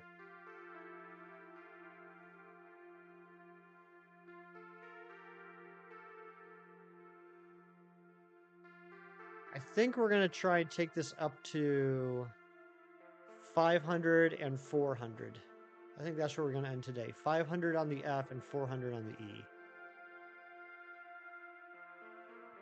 When did the sign start versus when stop signing? I mean, look, we're talking about 31 years ago, so my memory's a little hazy as far as the details. But I mean, I could probably later on today go to some old comics from that era and find the ad and look up the exact start time. But um, it was probably 2 to 3 hour signing. But I'm pretty sure he ended up ending early. Like, I don't think he did the full sign time.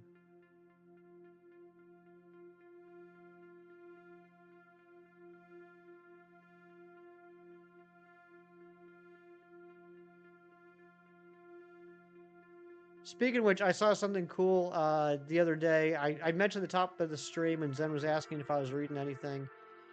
I said that I recently picked up a run of Avengers comics from '98 through like 2005. And so I've been slowly rereading those, or I should say, reading them for the first time actually, because I never had them. And in a late '98 comic, um, there was an ad for Pokemon Red and Blue, which was pretty cool. It's pretty neat to see like one of the original Pokemon ads. Just want to make sure it wasn't one of those things where he like went the full advertised time and then dipped out because his obligation was done.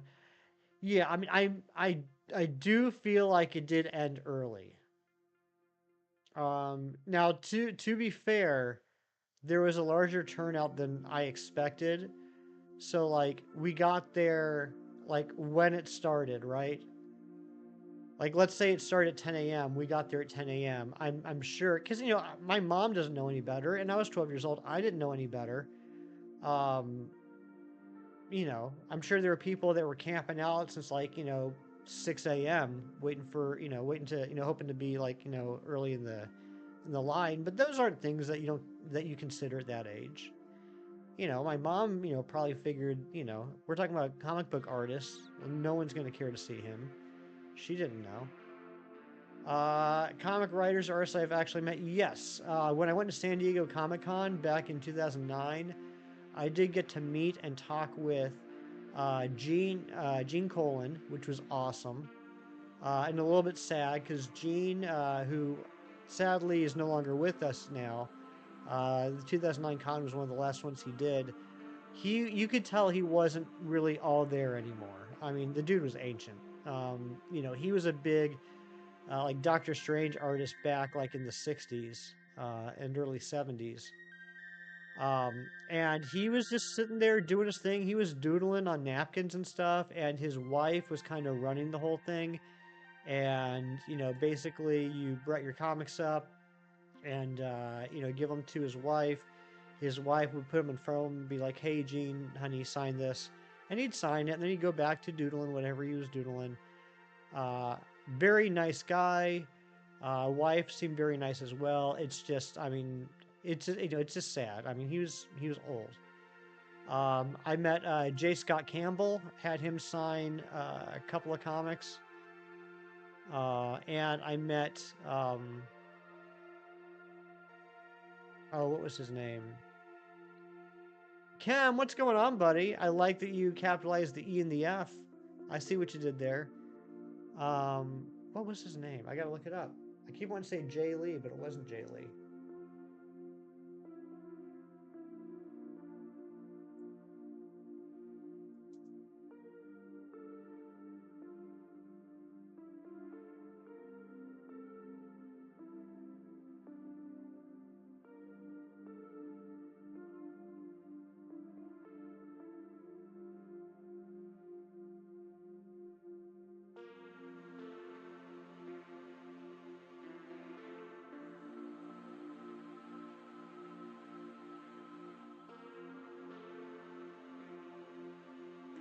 I don't know why I want to say Jay Lee. It was Lionel Francis Yu. Lionel Francis Yu I met.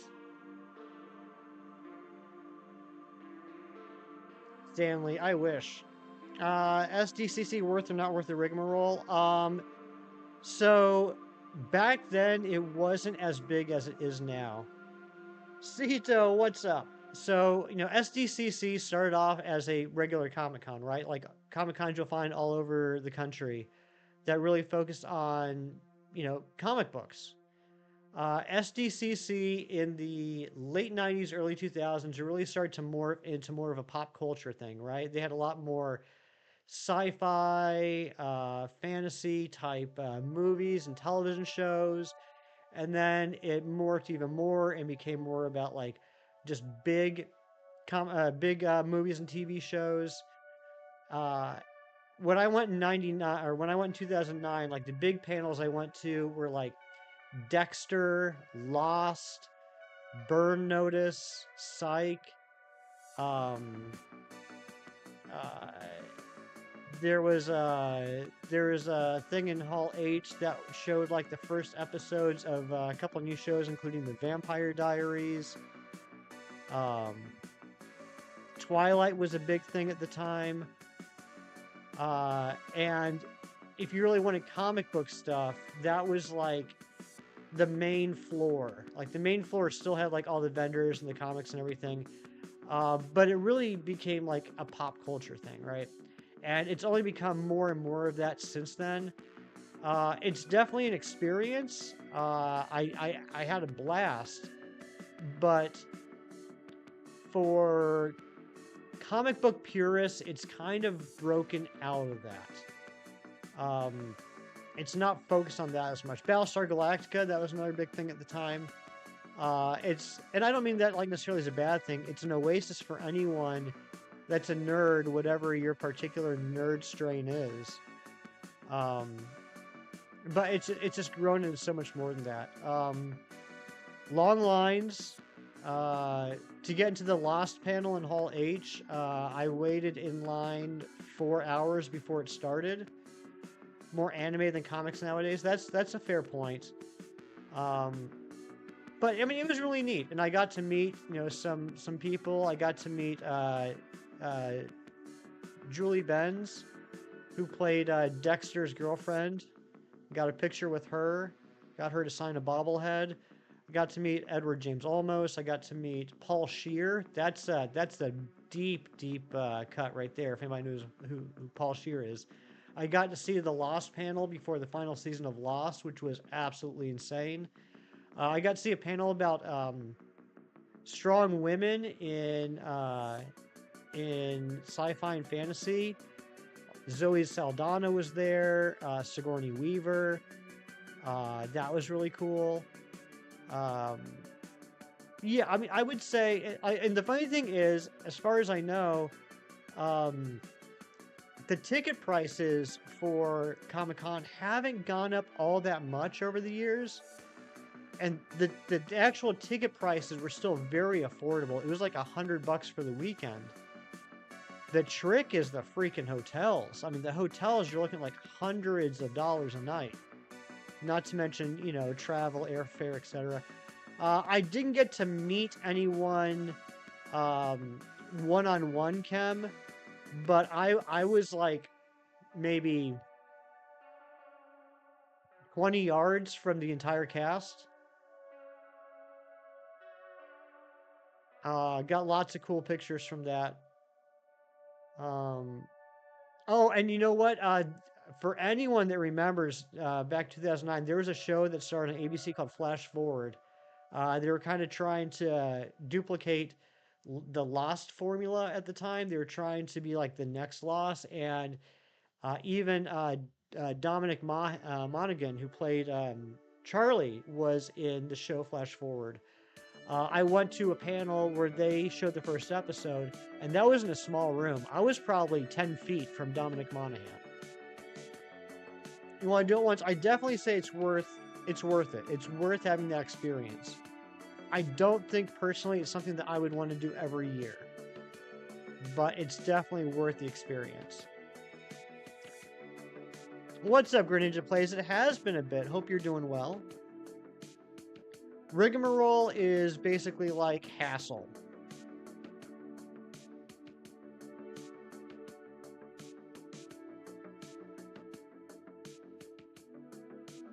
You are good, I'm glad.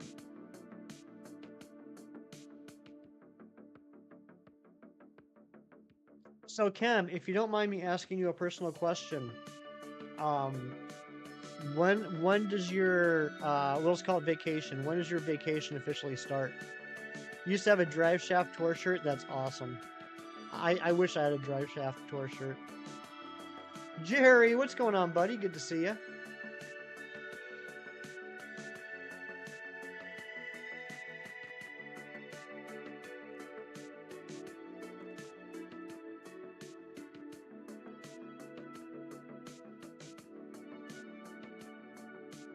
Starts in a couple hours. Nice. Oh, one thing I do have, Cam, I'll send you a picture sometime. I do have a copy of one of the limited edition Lost Prints, entitled The Radio Tower, signed by all the writers and showrunners.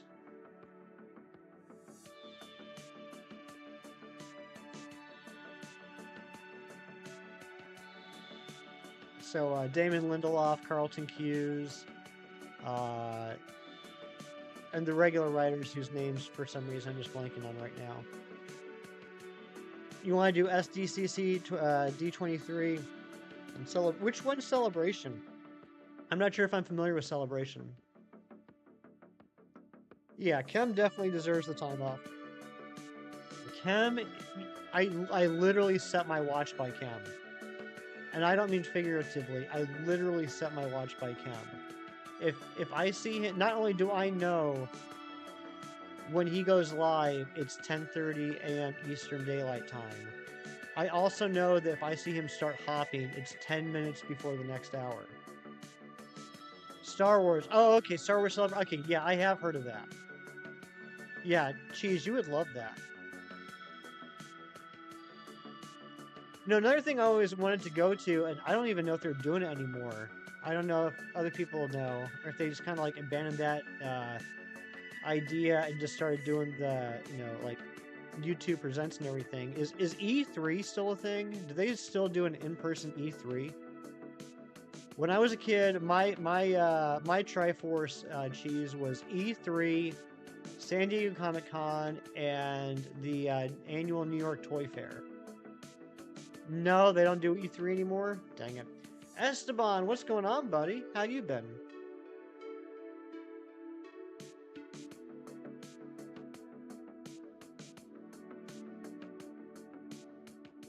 E3 was killed with COVID. Yeah, I know that 2020 and 2021, they didn't do them because of COVID. I didn't know if it ever made a comeback or if they just said forget it.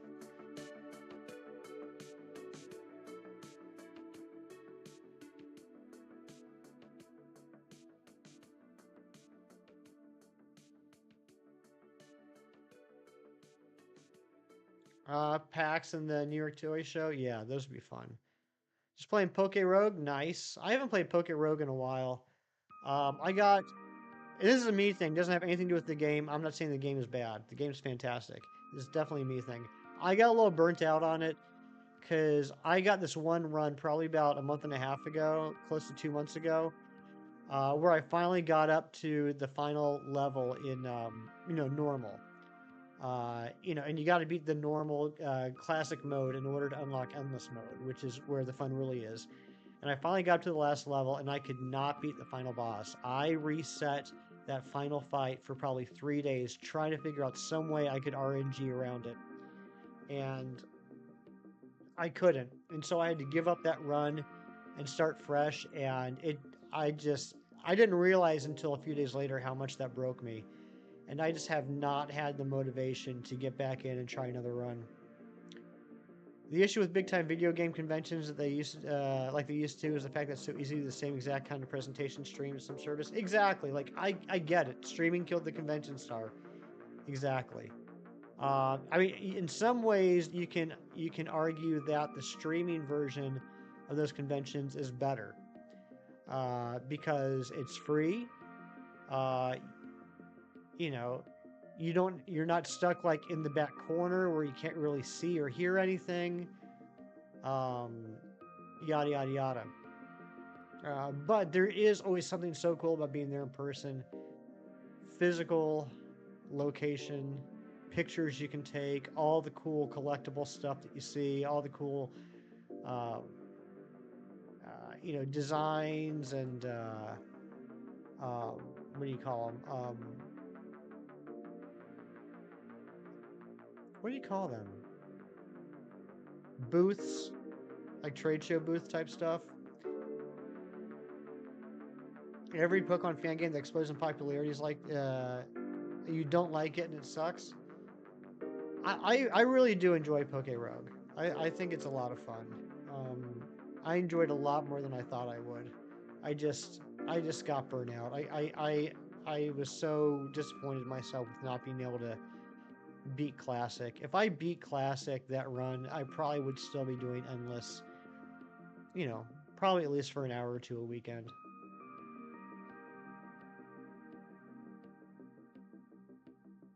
Like I even started a spreadsheet with the idea being to finish the decks. Bless me. With the idea of finishing the living decks in Poke Rogue, of catching all the Pokemon, catching or hatching all of them, and I mean, I put together a whole freaking spreadsheet, you know, along with like what egg moves they could learn, and if I could max out the EV or the IVs. Thank you, Cheese. 34 likes. Thank you guys so much.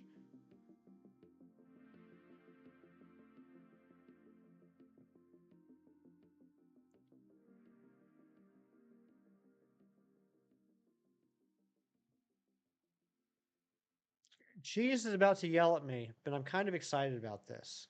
She is about to tell me how terrible of an idea this is, but I'm kind of excited about this. I decided this morning that today for lunch, I am finally, for the first time ever, going to go to Chipotle.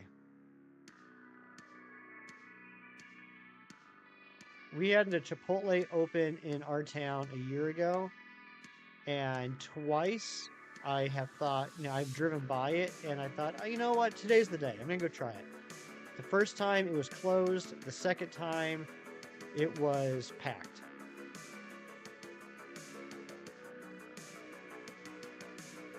I know, right, Jerry? Why you have issues with fan games, or why have issues with fan games which will push Game Freak to innovate? I mean, I get it. Like, I've never been a huge fan of fan games. I thought Infinite Fusion was a fun concept, but that novelty kind of wore off really quickly for me. Um,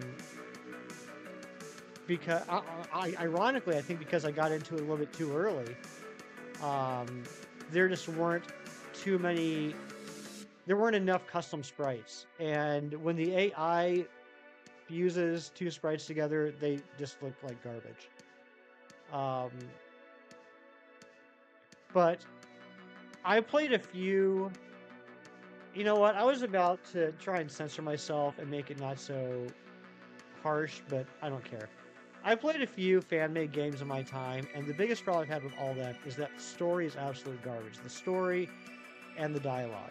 Um, every single one of them. If I didn't know any better, if I didn't know or have a vague idea of the amount of programming that goes into making a fan game, I would say they were all made by 6-year-olds. I just cannot stand the plot and the dialogue of fan-made games. Maybe that's one of the reasons why I liked Poke Rogue, is that there's basically no plot or dialogue. Good job to you, Jerry.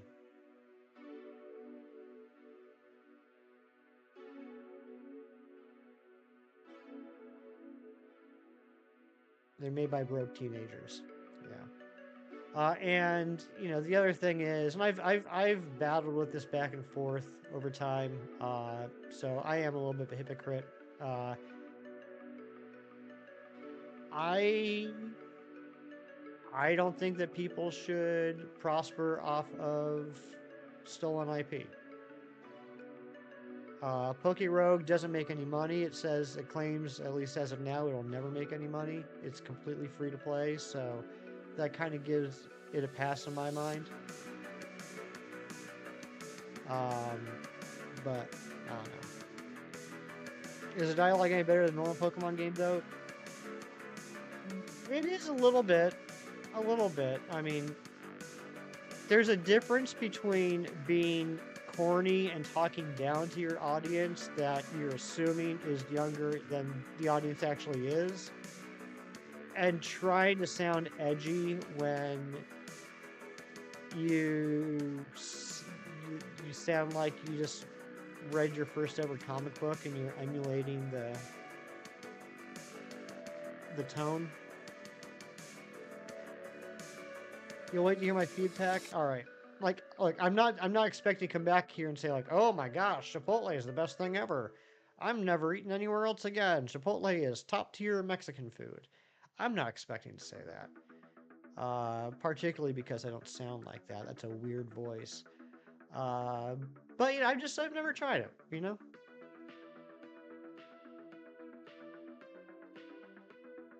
That's true then, but I think there are some. No, I guess you're right. Yeah, I don't know what I was thinking. I was thinking about ads, but ads aren't a thing. I don't know.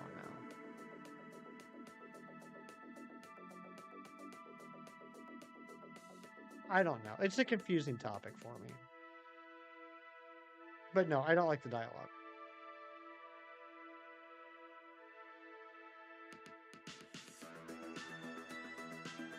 Are you like Xenoverse then? I didn't play that one.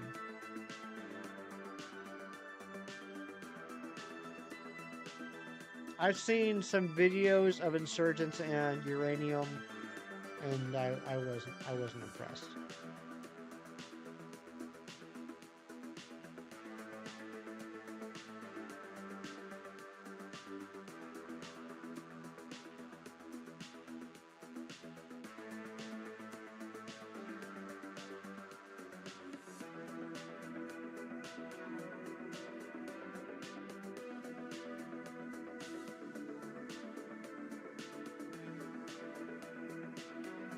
You like the concept of uranium, but kind of fell flat.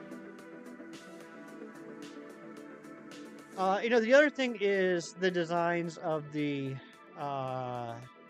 original Pokemon.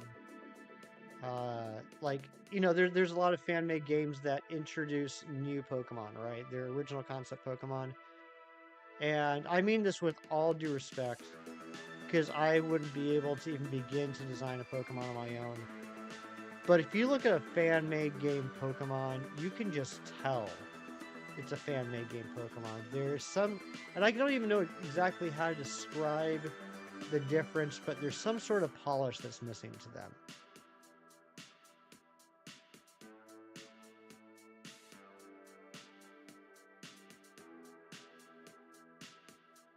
Now, if you enjoy fan-made Pokemon games, more power to you. I'm definitely not going to say you shouldn't play them or that you're wrong to play them. I just never really have had much interest.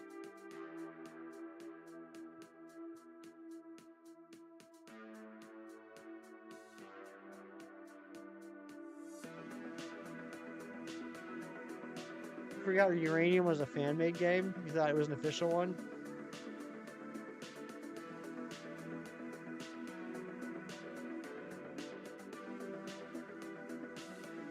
Now, if we're talking about fan-made games like Kaizo's, like those go into a different category for me, right? Because if we're talking about like an Emerald Kaizo or a Crystal Kaizo or something like that, that's a little bit different to me because that's taking the original game and just upping the challenge. Which I mean, I've watched a lot of Nuzlocke with those that are pretty cool. Gina Bina, what is going on? Good to see you.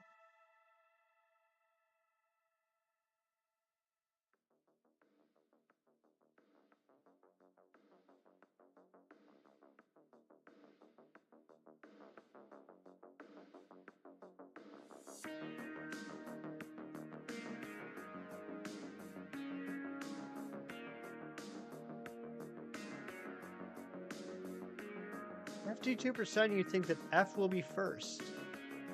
Honestly, I hope you're right, because I already have an E from Legends Arceus, but I've never had an F.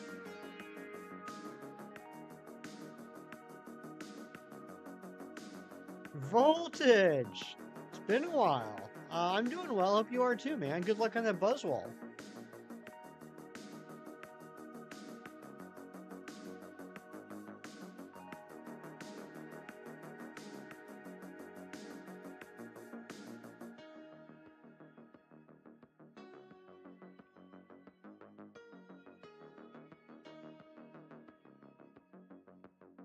You wanted to say something funny, but you couldn't think of anything, so anyway, hello. Hello, Mino.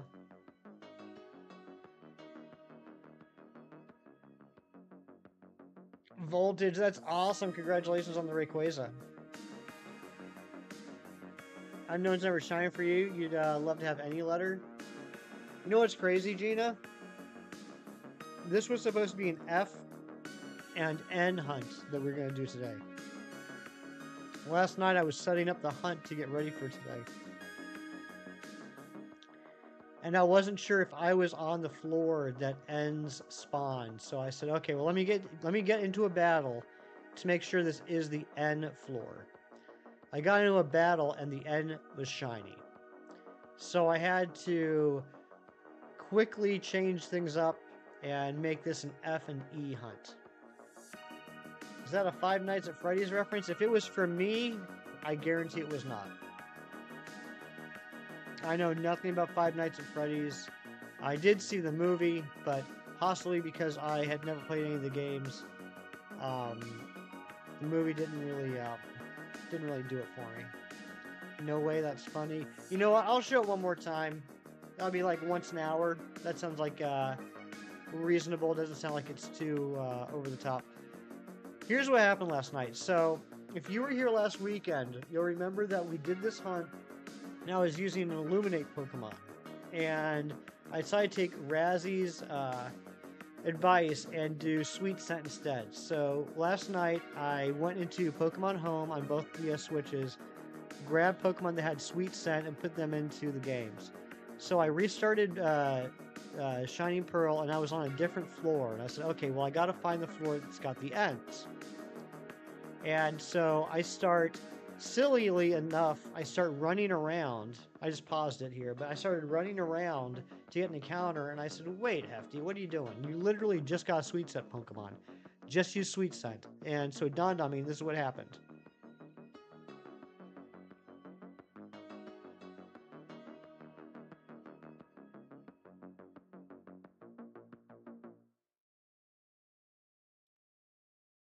I was on the N floor, and the N was shiny.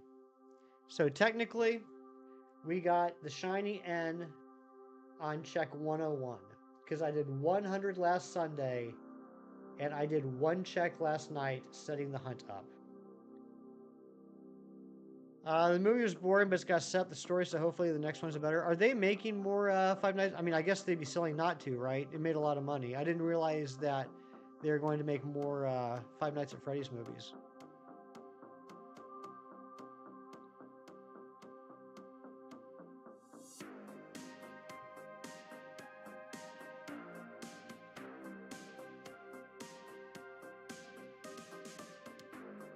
I thought, what's his name?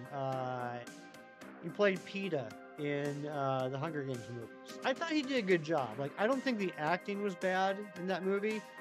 It just, I don't know, it just didn't do it for me, you know what I mean? But again, I wasn't familiar with the source material. Gina Bina with the $9.99 sending you shiny luck for today. Thank you so much. Can we get some hype in the chat for Gina Bina? Trying to get all 47 DA Legends. You're at 29 out of 47. That's insane voltage. Good job. I know we got a lot of people here that are just kicking absolute butt with DAs. And I'm jealous. I'm jealous. I have gotten 1, 2, 3, 4, 5, 6, 7, 8. I've gotten 8 DA shinies. And that was enough for me. I do eventually have to do Tapu Koko to get it in the Premier Ball. The one I have is from a GameStop giveaway. But, oh my goodness. 8 pretty much broke me. I am so impressed with you guys that go for all 47. No, you're absolutely right, Mino. You're 100% right. I was silly for thinking they wouldn't. Or I should say, I was silly for not thinking that they would.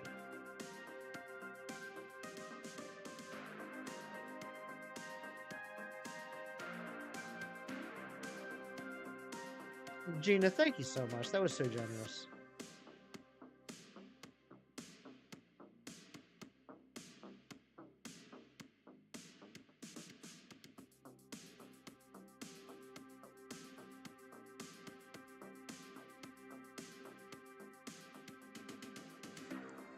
For anyone that has come in recently, if you're looking for a little bit more hefty in your day, I want to give you guys a heads up at 2 p.m. Eastern Time. So that is just under 4 hours from now.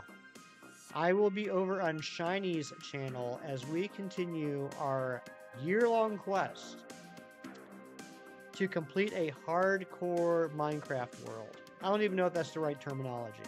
That's how little I know about Minecraft. I don't even know if I'm saying that correctly.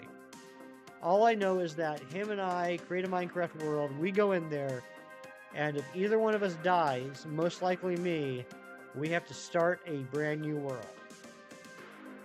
You're running late to meet your raid group. Hopefully you don't get sick later from the barbecue. I hope you don't get sick either. I hope no one gets sick today. I do love some barbecue, though.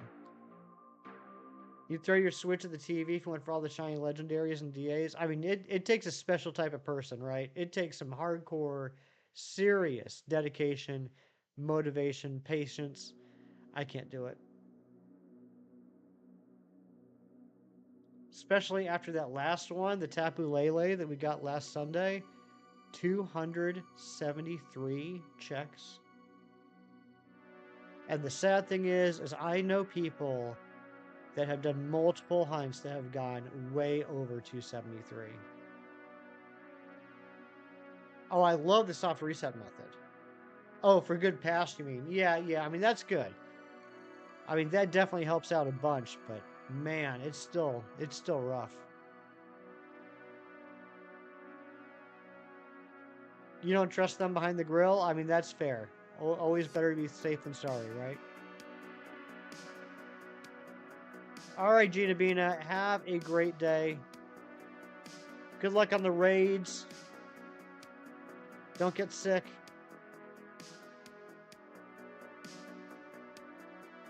And thank you again.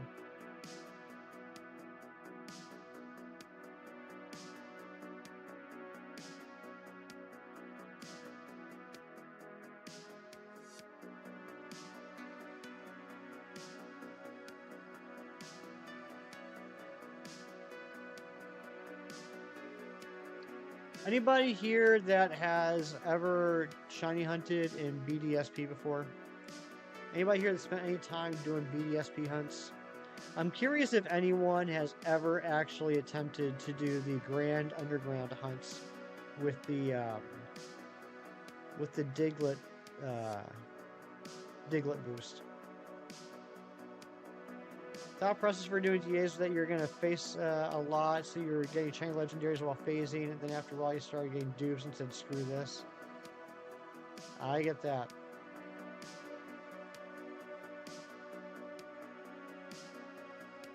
Then I still remember back when you and D-Lo and Razzie were like the DA group. You guys were doing DAs nonstop. Diglett bonus isn't worth it. It really isn't. You know what, though? It would have been worth it if the Shiny Charm worked in this game like it did in other games. Well, let me rephrase. If the Shiny Charm worked like it did in other games, and the Diglett bonus was longer, give me like at least 20 minutes. Then it would have been worth it. That's what? Is it 5 minutes or 10 minutes? I want to say it was 5 minutes. That F has one perfect IV. That's not shiny.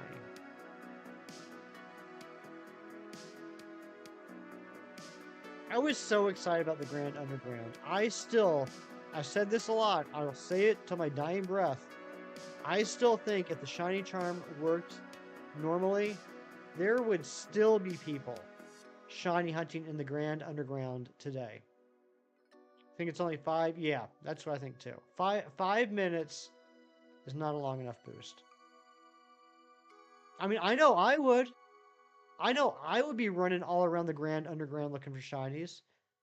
Dude, do you know how rare it is outside of Masuda hunting to be able to isolate a Pokemon? I mean, even in Scarlet and Violet, they're isolatable Pokemon, but there's not that many. And it takes so much setup. In Grand Underground, you can literally go into a place and you just look. Is the Pokemon I'm looking for there? Yup, let me check it. What's up, the Dino guy? Dude, we could have isolate hunted all the starters. We could have done themes, like, we're going for nothing but fire Pokemon today. It would have been so awesome. I mean, I guess we still can, but with all of them at 40.96, like, it would be exhausting for me, and I don't know how much fun it would be for you guys to watch. Yeah, you would not have gone 17K with the shiny charm. Trying to find unknown to complete your Pokedex. You found it. You found a shiny F. Are you serious? That's literally what I'm looking for right now. That is literally one of the last 10 shiny unknowns I need, is the F. What the heck? You stole my shiny unknown F. That's not nice.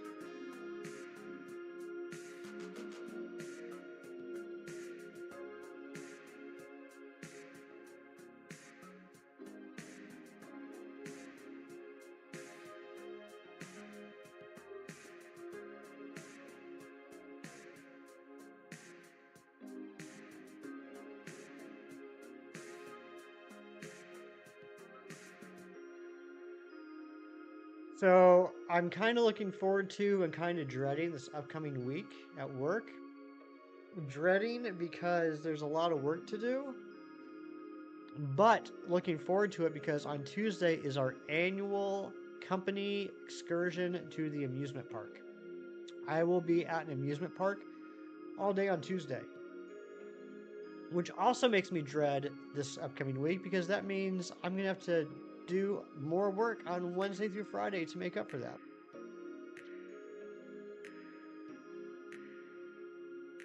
Shiny letter F was the first unknown you encountered. What? Your cousins are about to join the life, the shiny hunting life?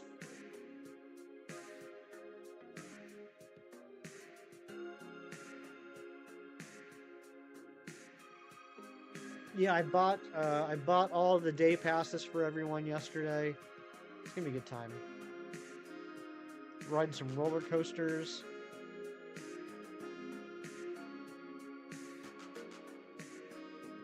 Your excursion was on your day off, so you didn't go? I mean, that's fair.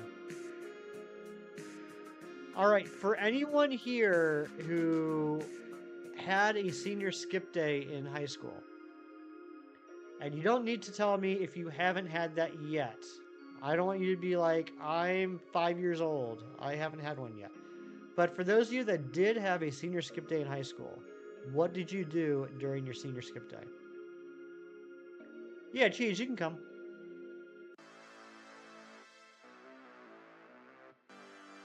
My friends and I went to Hershey Park, which is an amusement park in Hershey, Pennsylvania.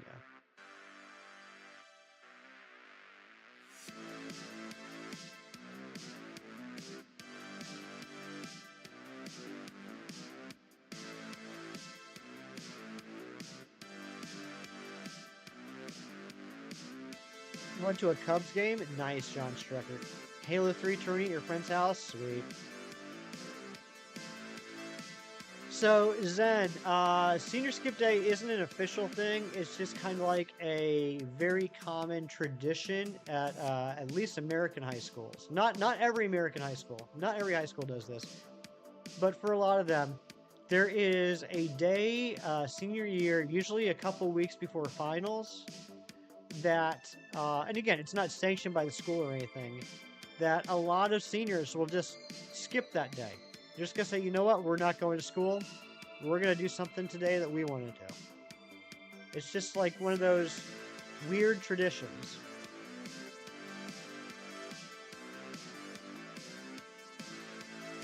Another thing that's pretty common, my high school didn't have this, but another common thing is a senior prank, where the seniors will pull a prank on the school, usually something like pretty funny, but not like destructive. We didn't do that though. Senior skip day is escape into the home without the orderlies knowing. There it is. There's the weekly joke at my expense from Big Cheese about how old I am. He gave me a whole week off after my birthday, but now he's back. Yeah, what's your cousin about to join in, Dino Guy? Shiny hunting?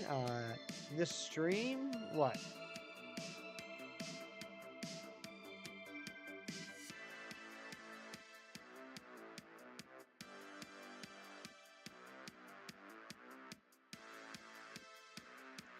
Nano and Sebastian, what's going on? Oh, okay. Your Dino Guy's cousin. He just sent you over here. Well, welcome on in. It's nice to meet you.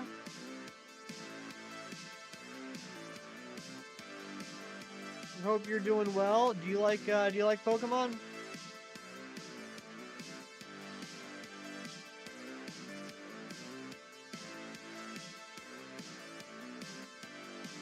What's good? Just living life, brother. How about you? You never said what the home was for. Okay, so it's a home that I live in that has an orderly. You're either saying I'm really old or that I'm mentally incapacitated. You do like Pokemon? Nice. I do too.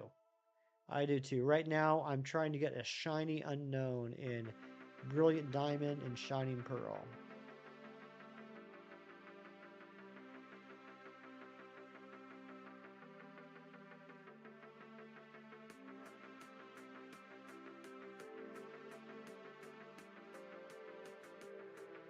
What's your favorite Pokemon game?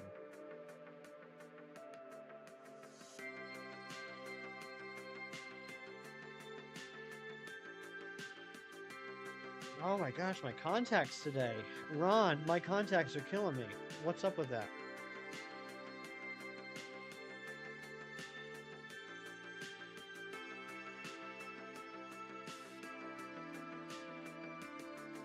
Oh my goodness gracious, that sub count just jumped up to 1808. Thank you so much to the new subs. Only 2 subs away from our sub goal of 1810 today. Finals come up, senior just stayed home to study, and then after finals, chilled at home for like a month till school drags back in for like 3 weeks before summer. I remember my senior year when it got to be finals week. Like certain finals were at certain times on certain days. Like everyone had like their, let's say, their history final Tuesday at 10 a.m. Well, thank you and your cousin for the subs. I really appreciate that, Dino Guy. And Nano and Sebastian. Lady Papa Pee Pee Poo Poo, you are just like the best ever. Mighty Munchkin, thank you so much for you like goal. So yeah, like the history final was at like 10 a.m. on Tuesday. The math final was like 8 a.m. on Wednesday. Things like that. Here's those sub notifications coming through. Thank you so much, Dino Guy. And if like I didn't have I didn't have a history class my senior year, so like there was no history final for me to take. I didn't have a I don't know art final, so whatever. So like if you didn't have a final, you could just leave. And that was a fun week because all my finals, and I didn't have that many, I think I only had 3, were in the mornings. And then my girlfriend and I and our friends would leave, and like we went to restaurants and sat around and ate food, and then like went over to someone's house and watched a movie. So what do we do now? Right, you mean on the stream? Mighty Munchkin, we are looking for shiny unknowns. Looking for F and E.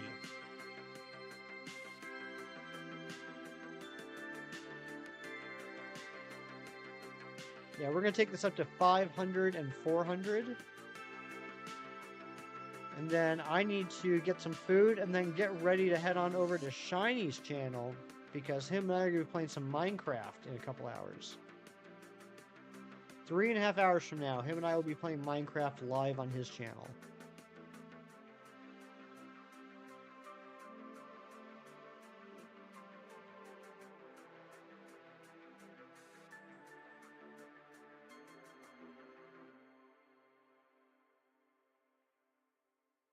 You're sad you're going to miss it? You can always rewatch the stream afterwards and like make your own comments. Talk about since we finished the shiny decks? Yeah, that's my answer. We're hunting for shiny unknown. That's what we're doing now that the shiny living dex is done. There's still 10 unknowns I don't have shiny at all. And other than the N, which I got last night, I need all the unknowns in Premier Balls.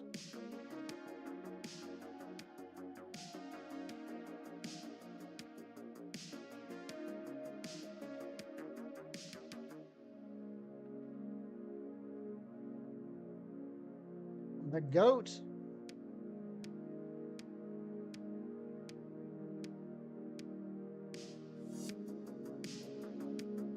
There are 27 Pokemon left for me to re-hunt in Premier Balls.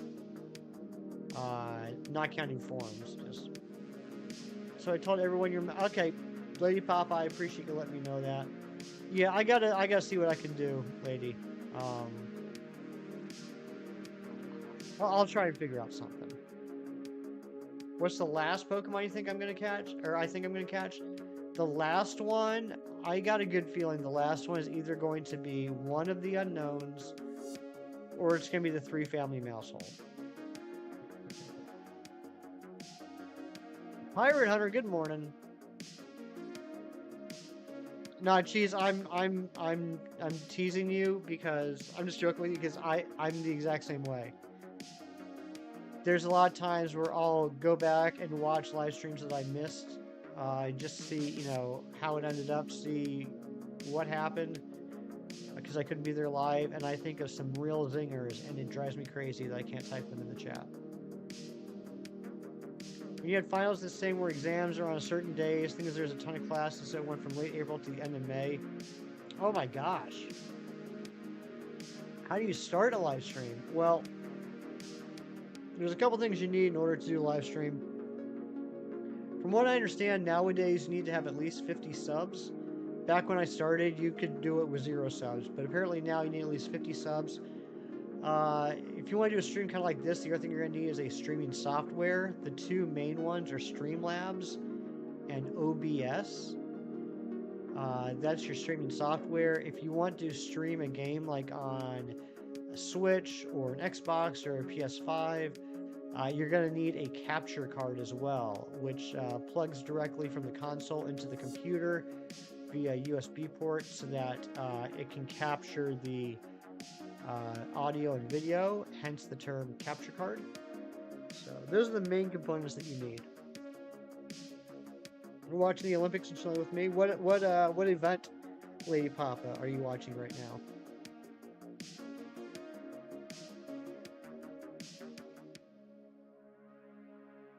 Oh gosh, my eyes.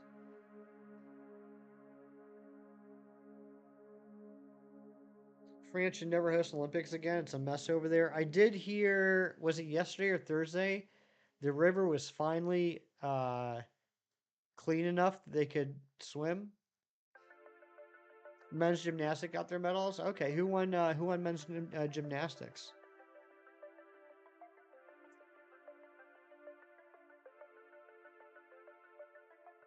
I haven't watched any of the Olympics live yet. I've just been catching some of the highlights on the news in the morning. Looking forward to track. Looking forward to track what? Men's floor was the Philippines. Okay. We actually have a couple of pretty awesome viewers on this channel from the Philippines.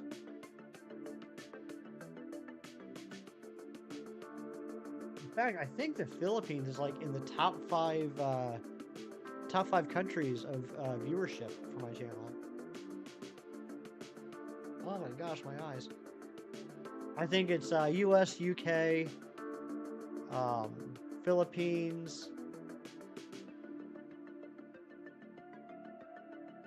Canada, and probably Austria.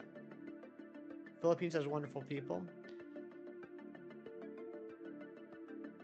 If I had to have a team of Poliwhirl, what would be on their stats? Do you mean like how would I train them? Well, I don't know about a whole team. I never thought about a whole team. But as far as like the perfect Poliwhirl in my mind, would be Adamant Nature.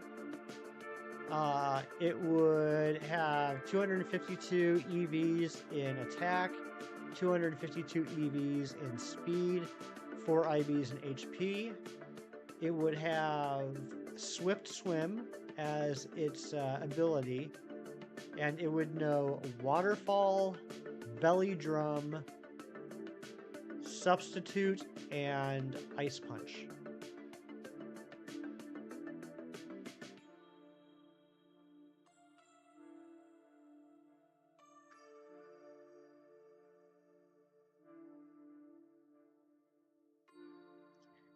If I could choose to be a certain type of gym leader, what type would I train? Probably either water or psychic. Those are my two favorite types. You're a quarter away from level 40. Nice, Mighty Munchkin. Good job. You're making better progress than I did. It literally took me 2 years to get from level 39 to level 40. I've been playing since day one, literally day one back in 2016, July 2016, and I just hit level 40 like 2 months ago.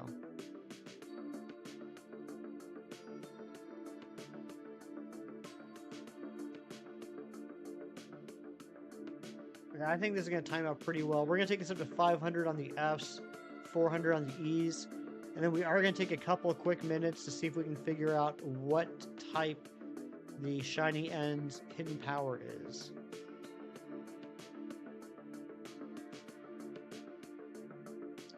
Just because if I'm going to copy Razzie, I might as well copy him completely.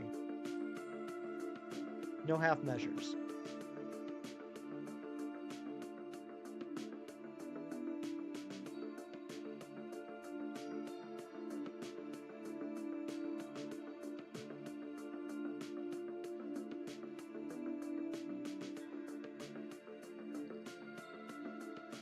For those of you that don't know, I'm sure you all do, because if you're subbed to me, you're probably subbed to Razzie. Razzie got the shiny Unown R the other day, which is insane. He got it so quick. And then we had a lot of fun on stream trying to run around and get into battles to figure out what the hidden power typing was.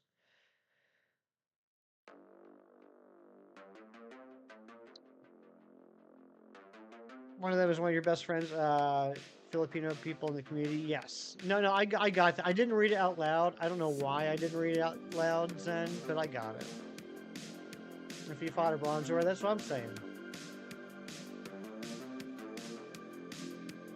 Although I gotta say this, Zen, I gotta be honest, I felt like an idiot. It did not even dawn on me that he should have checked, in an unknown battle before he went anywhere else. I felt so dumb when, like, 20 minutes later, we're like, oh yeah, like, we should probably test it against a psychic type, like the unknown, where we started. I can't believe it just didn't even occur to me. Check 43 on Yveltal. Good luck, Frederick. Hope you get that birthday bacon.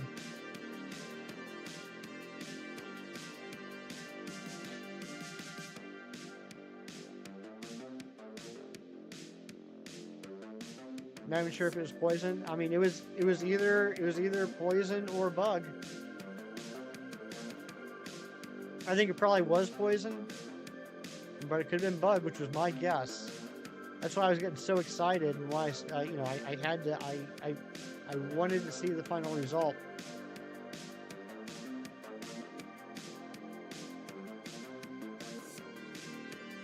So you text your wife, what do you want from the Dollar Tree for the movie? She goes, I don't know if that place is a normal, I don't know if the place that isn't a normal theater allows that. And you're like, regular theater don't either? Yeah.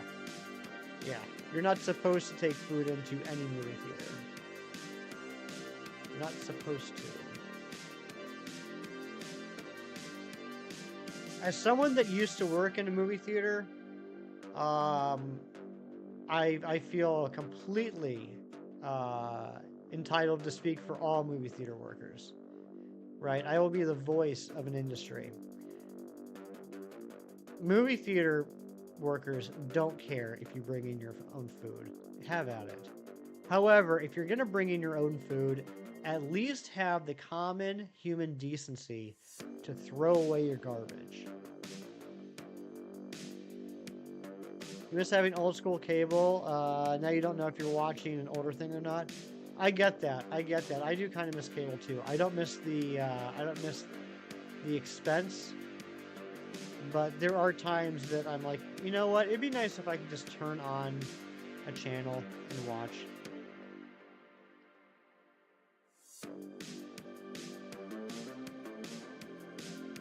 Bring some ribs and leave the bones for someone else to clean up. Don't you dare, Pirate Hunter. You better throw away those bones. I mean, look, no one that works at a movie theater, their I'll put it this way, their pay is not going to be affected by whether or not you bring in your own food or not.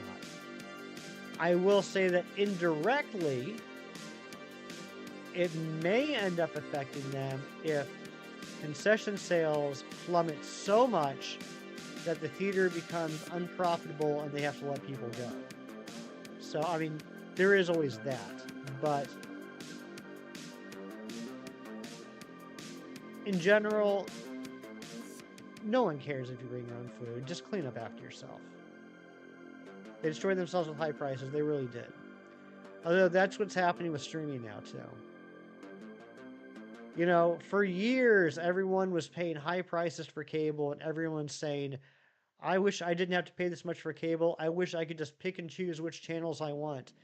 And then streaming came along, and once it got solidified, once it became an actual thing, they started saying, hey, buy this package, or buy this channel, buy Netflix, buy Hulu, buy Peacock, buy Paramount, buy Disney Plus, buy ESPN. And everyone's like, this is wonderful. Now I can just pick and choose which ones I want to buy. And now people are picking and choosing which ones they want to buy. And now all those things are adding up. And now people are saying, man, I wish there was a package where I could just buy all these things together at one price. And to that I say there is. It's called cable. We're just going in a circle.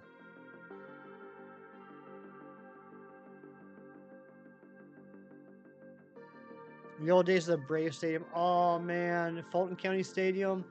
I love that place. Well, then, you know, like any job, I would say, at least I hope like any job, working in a movie theater has its pros and cons. Working a concession stand on opening night of a blockbuster movie is very stressful. I've never worked in a kitchen, but I would imagine that it's not too far off of, say, the Bear. I would have nightmares for years about working a concession stand during the opening night of Star Wars. Cleaning up the theater as an usher could be gross, but also led some really fun stories, and also put some sticky pocket money in your pocket, because lots of nickels, lots of quarters. But getting to see every single movie for free before it officially opens, fantastic. Hooking up a PlayStation to the digital projector and playing PlayStation games on a movie theater screen, fantastic.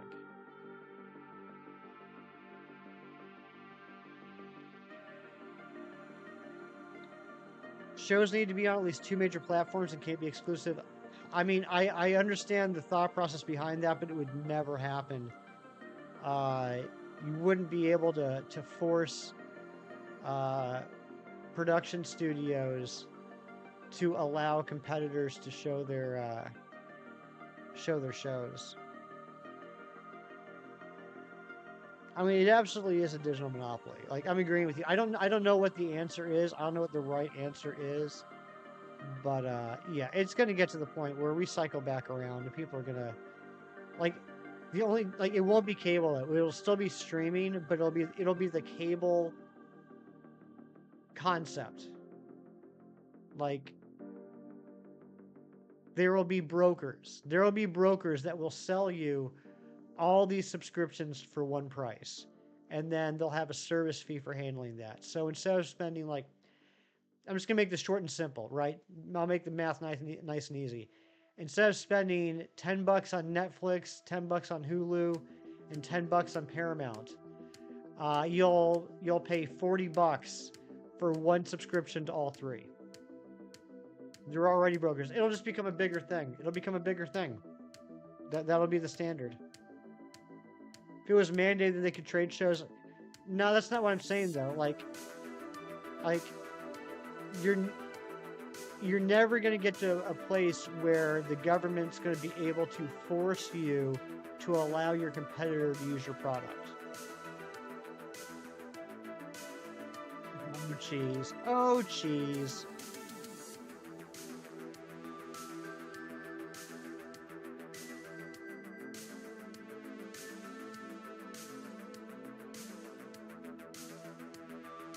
All right, we got 13 checks left.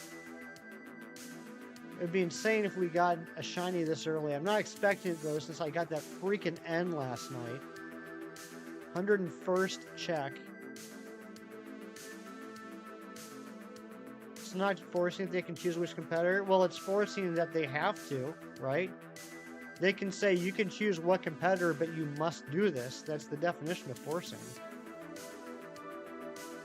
Heading to breakfast with Mom. Thanks for super awesome fun times. Hopefully see you for Minecraft in a bit. Sounds good, Jerry. Have a great breakfast, Jerry. And just know, Jerry, you're doing a great job. Maddie P would have a lot of insight. That is true. I mean, I could be completely wrong. I could be talking out my bum hole. I don't know. I couldn't imagine. Lady Papa could be absolutely 100% accurate and correct. I just couldn't imagine the government forcing a private company to provide their product to a competitor.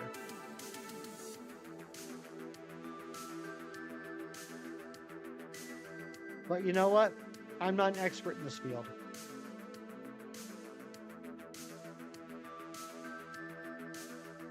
So just like pharma companies. I don't know anything about pharma. I just know that prices are higher than they should be. I don't know the ins and outs. I know there's always been that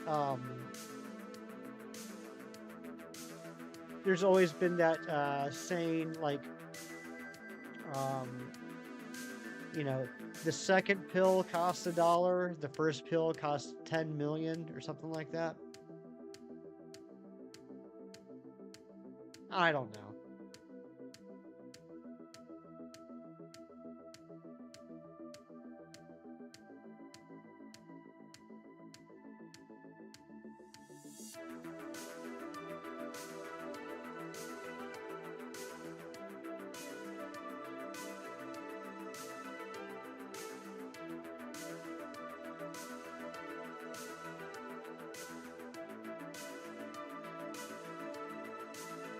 But that's why, and I feel completely comfortable saying this on the internet in front of an audience and to be, preserved in perpetuity. My parents and I trade accounts. I buy HBO Max, Disney Plus, Hulu, and I'm going to pick up Paramount. My parents buy Amazon Prime, Netflix, and Peacock.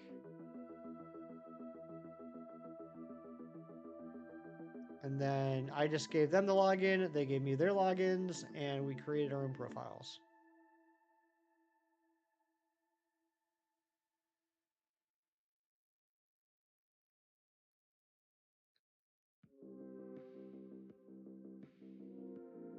Yeah, split the bill.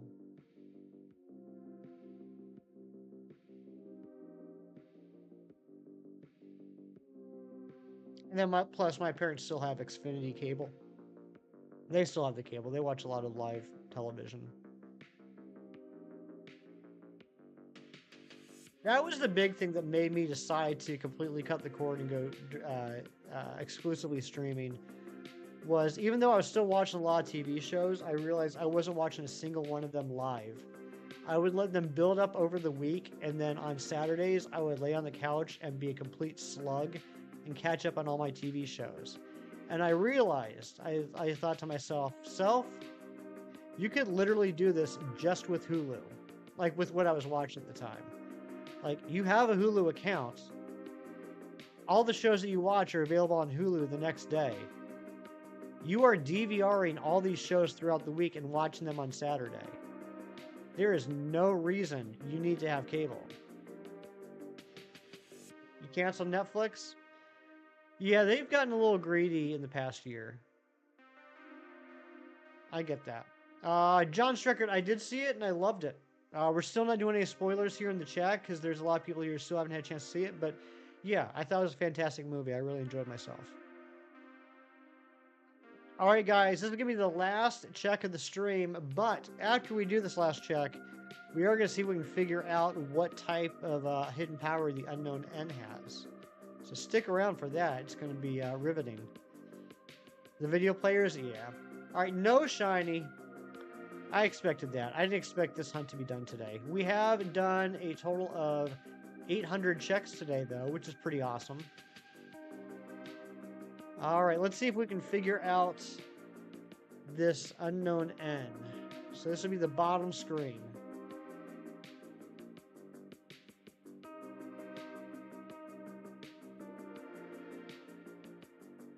By the way, it's a hasty nature, which makes sense. It just could not wait to show up. The content sucks. They don't have as many good original shows as they used to. I can still usually find, for me personally, I can still usually find some stuff on there I like to watch. But I will readily admit, it's not as good as it used to be. Welcome back, Phantom. You're just in time to help us find out, oops, what type of hidden power this Unown has. What do you guys think? You guys want to throw, before we start this, anyone want to throw a guess in the chat as to what type the hidden power is? Shiny is the best friend a guy could ask for, and I am so fortunate to know that he can make such a good thumbnail. Good job, Shiny037. You are the first person, the first and only person, Shiny037, that has decoded that message. And in fact, I'm going to pin up your message for the rest of the stream. All right, Mighty Munchkin is saying fire. Phantom is saying ice. Cheese is saying hidden. All right, I guess I should go ahead and make a guess. I genuinely don't know. I caught this, put it in the box, and that's it. Yeah, Shiny037, you're the only one that decoded it. I mean, at least let me know they decoded it. Ranji's saying electric. Streckert saying water. Big Cheese saying flying. I'm going to go with...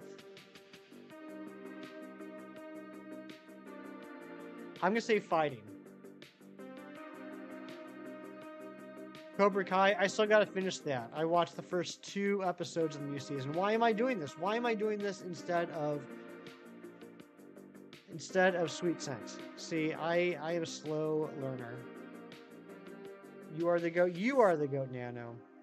All right, here is an E, not shiny. Could you imagine if that was shiny? Let's use hidden power and see if it is super effective.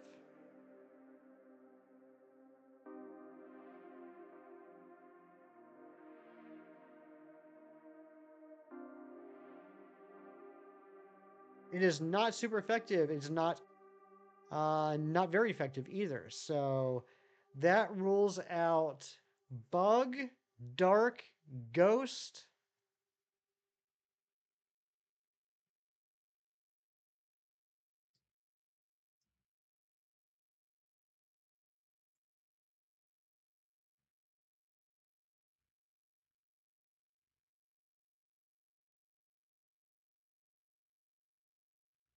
All right, hold on a second here.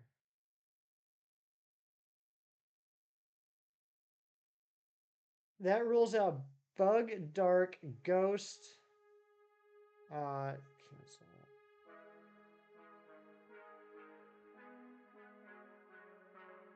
Fighting and psychic. It's not bug, dark, ghost, fighting, or psychic. All right, let's get out of here. If I can remember how to get out of here.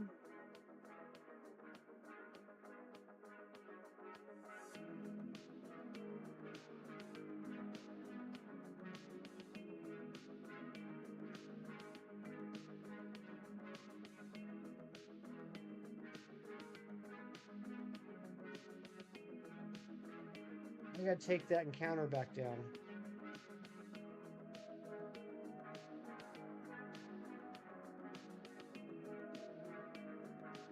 Alright, this is where I just was. I am constantly getting lost here.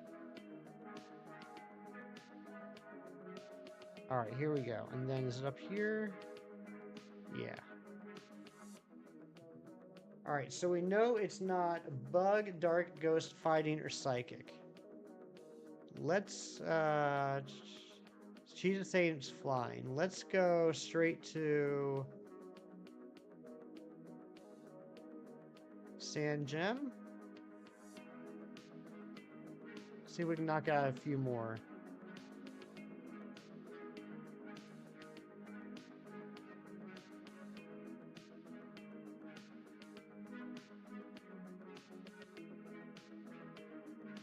Alright, Bidoof is going to be no help. Because that's just normal. It is cool shiny. That's just normal. We already know it's not fighting.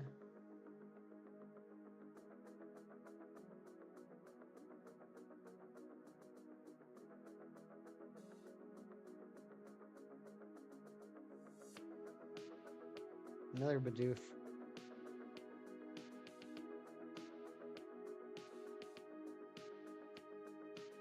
I'm looking for a Starly.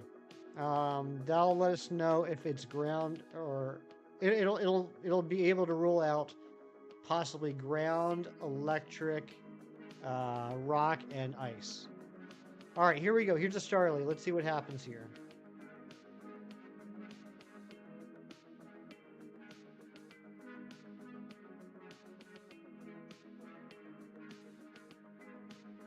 It's super effective. That means it is either rock, electric, or ice. Oh yeah, Simone Biles definitely swept. I saw that. Okay, so rock, electric, ice. So let's go with, see if we can find a ground type.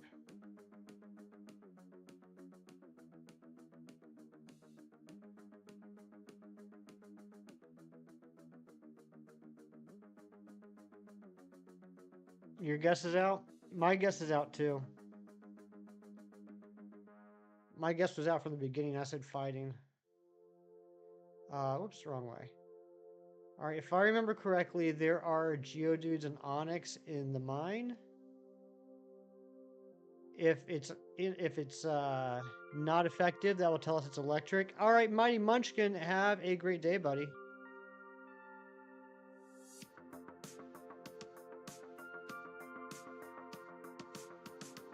So Shiny 037 is still in the running.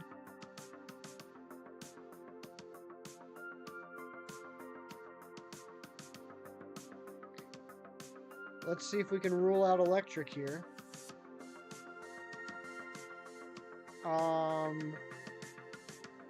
Yeah, this is gonna be weak to all three. This is gonna be weak to rock, electric, and ice. So this is pointless.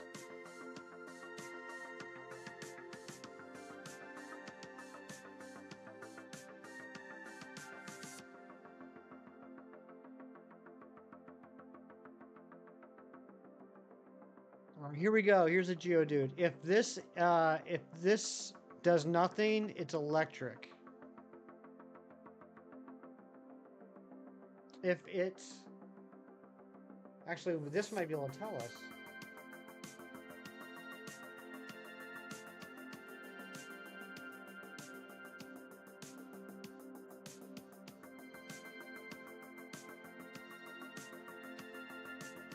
No, it won't tell us. This will just let us know if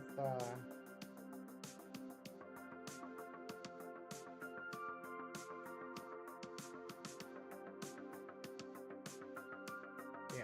Alright, hold on. Watch a commercial.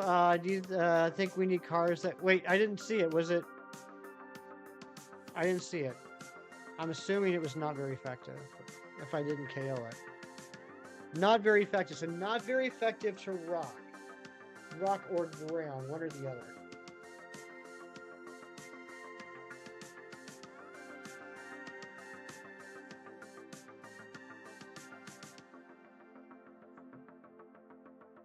Wait, what?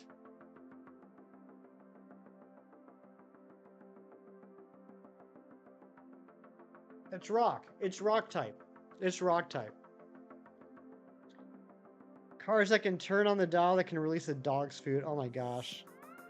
So this is a rock type. Let's, I want to make sure, we'll be good to hit with the rock.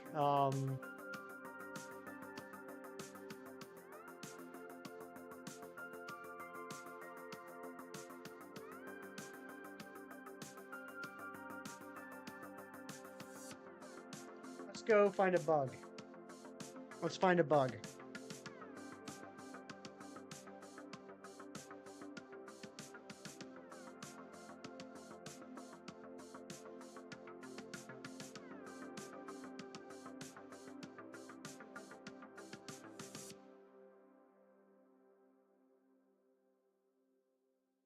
Where is...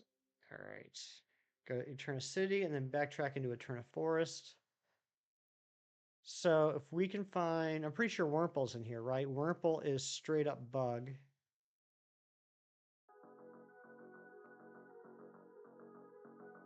If we can find a Wurmple and it's super effective against the Wurmple, then it's confirmed. I mean, I feel like it's already pretty much confirmed, but with Geodude being dual typing, I just want to make sure. Why do I keep forgetting I have Sweet Scent?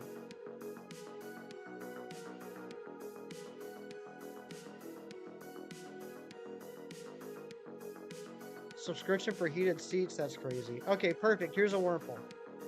Let's see if this is super effective. I have to increase the counter again. It's interesting that it's counting, even though it's supposed to be counting unknowns only, it's counting every encounter. Alright, this should be super effective. It's super effective. Okay, Shiny Unknown N is Rock type. Rock type hidden power. Alright guys, that will be it. We will be back tomorrow continuing this hunt, and I will be live in just under 3 hours on Shiny Stream. Him and I are going to be playing Minecraft. You guys have a great rest of your day. Good luck on your hunts. Be nice to each other. Do good things. Yada, yada, yada. And I'll talk to you next time. Take care, and bye-bye.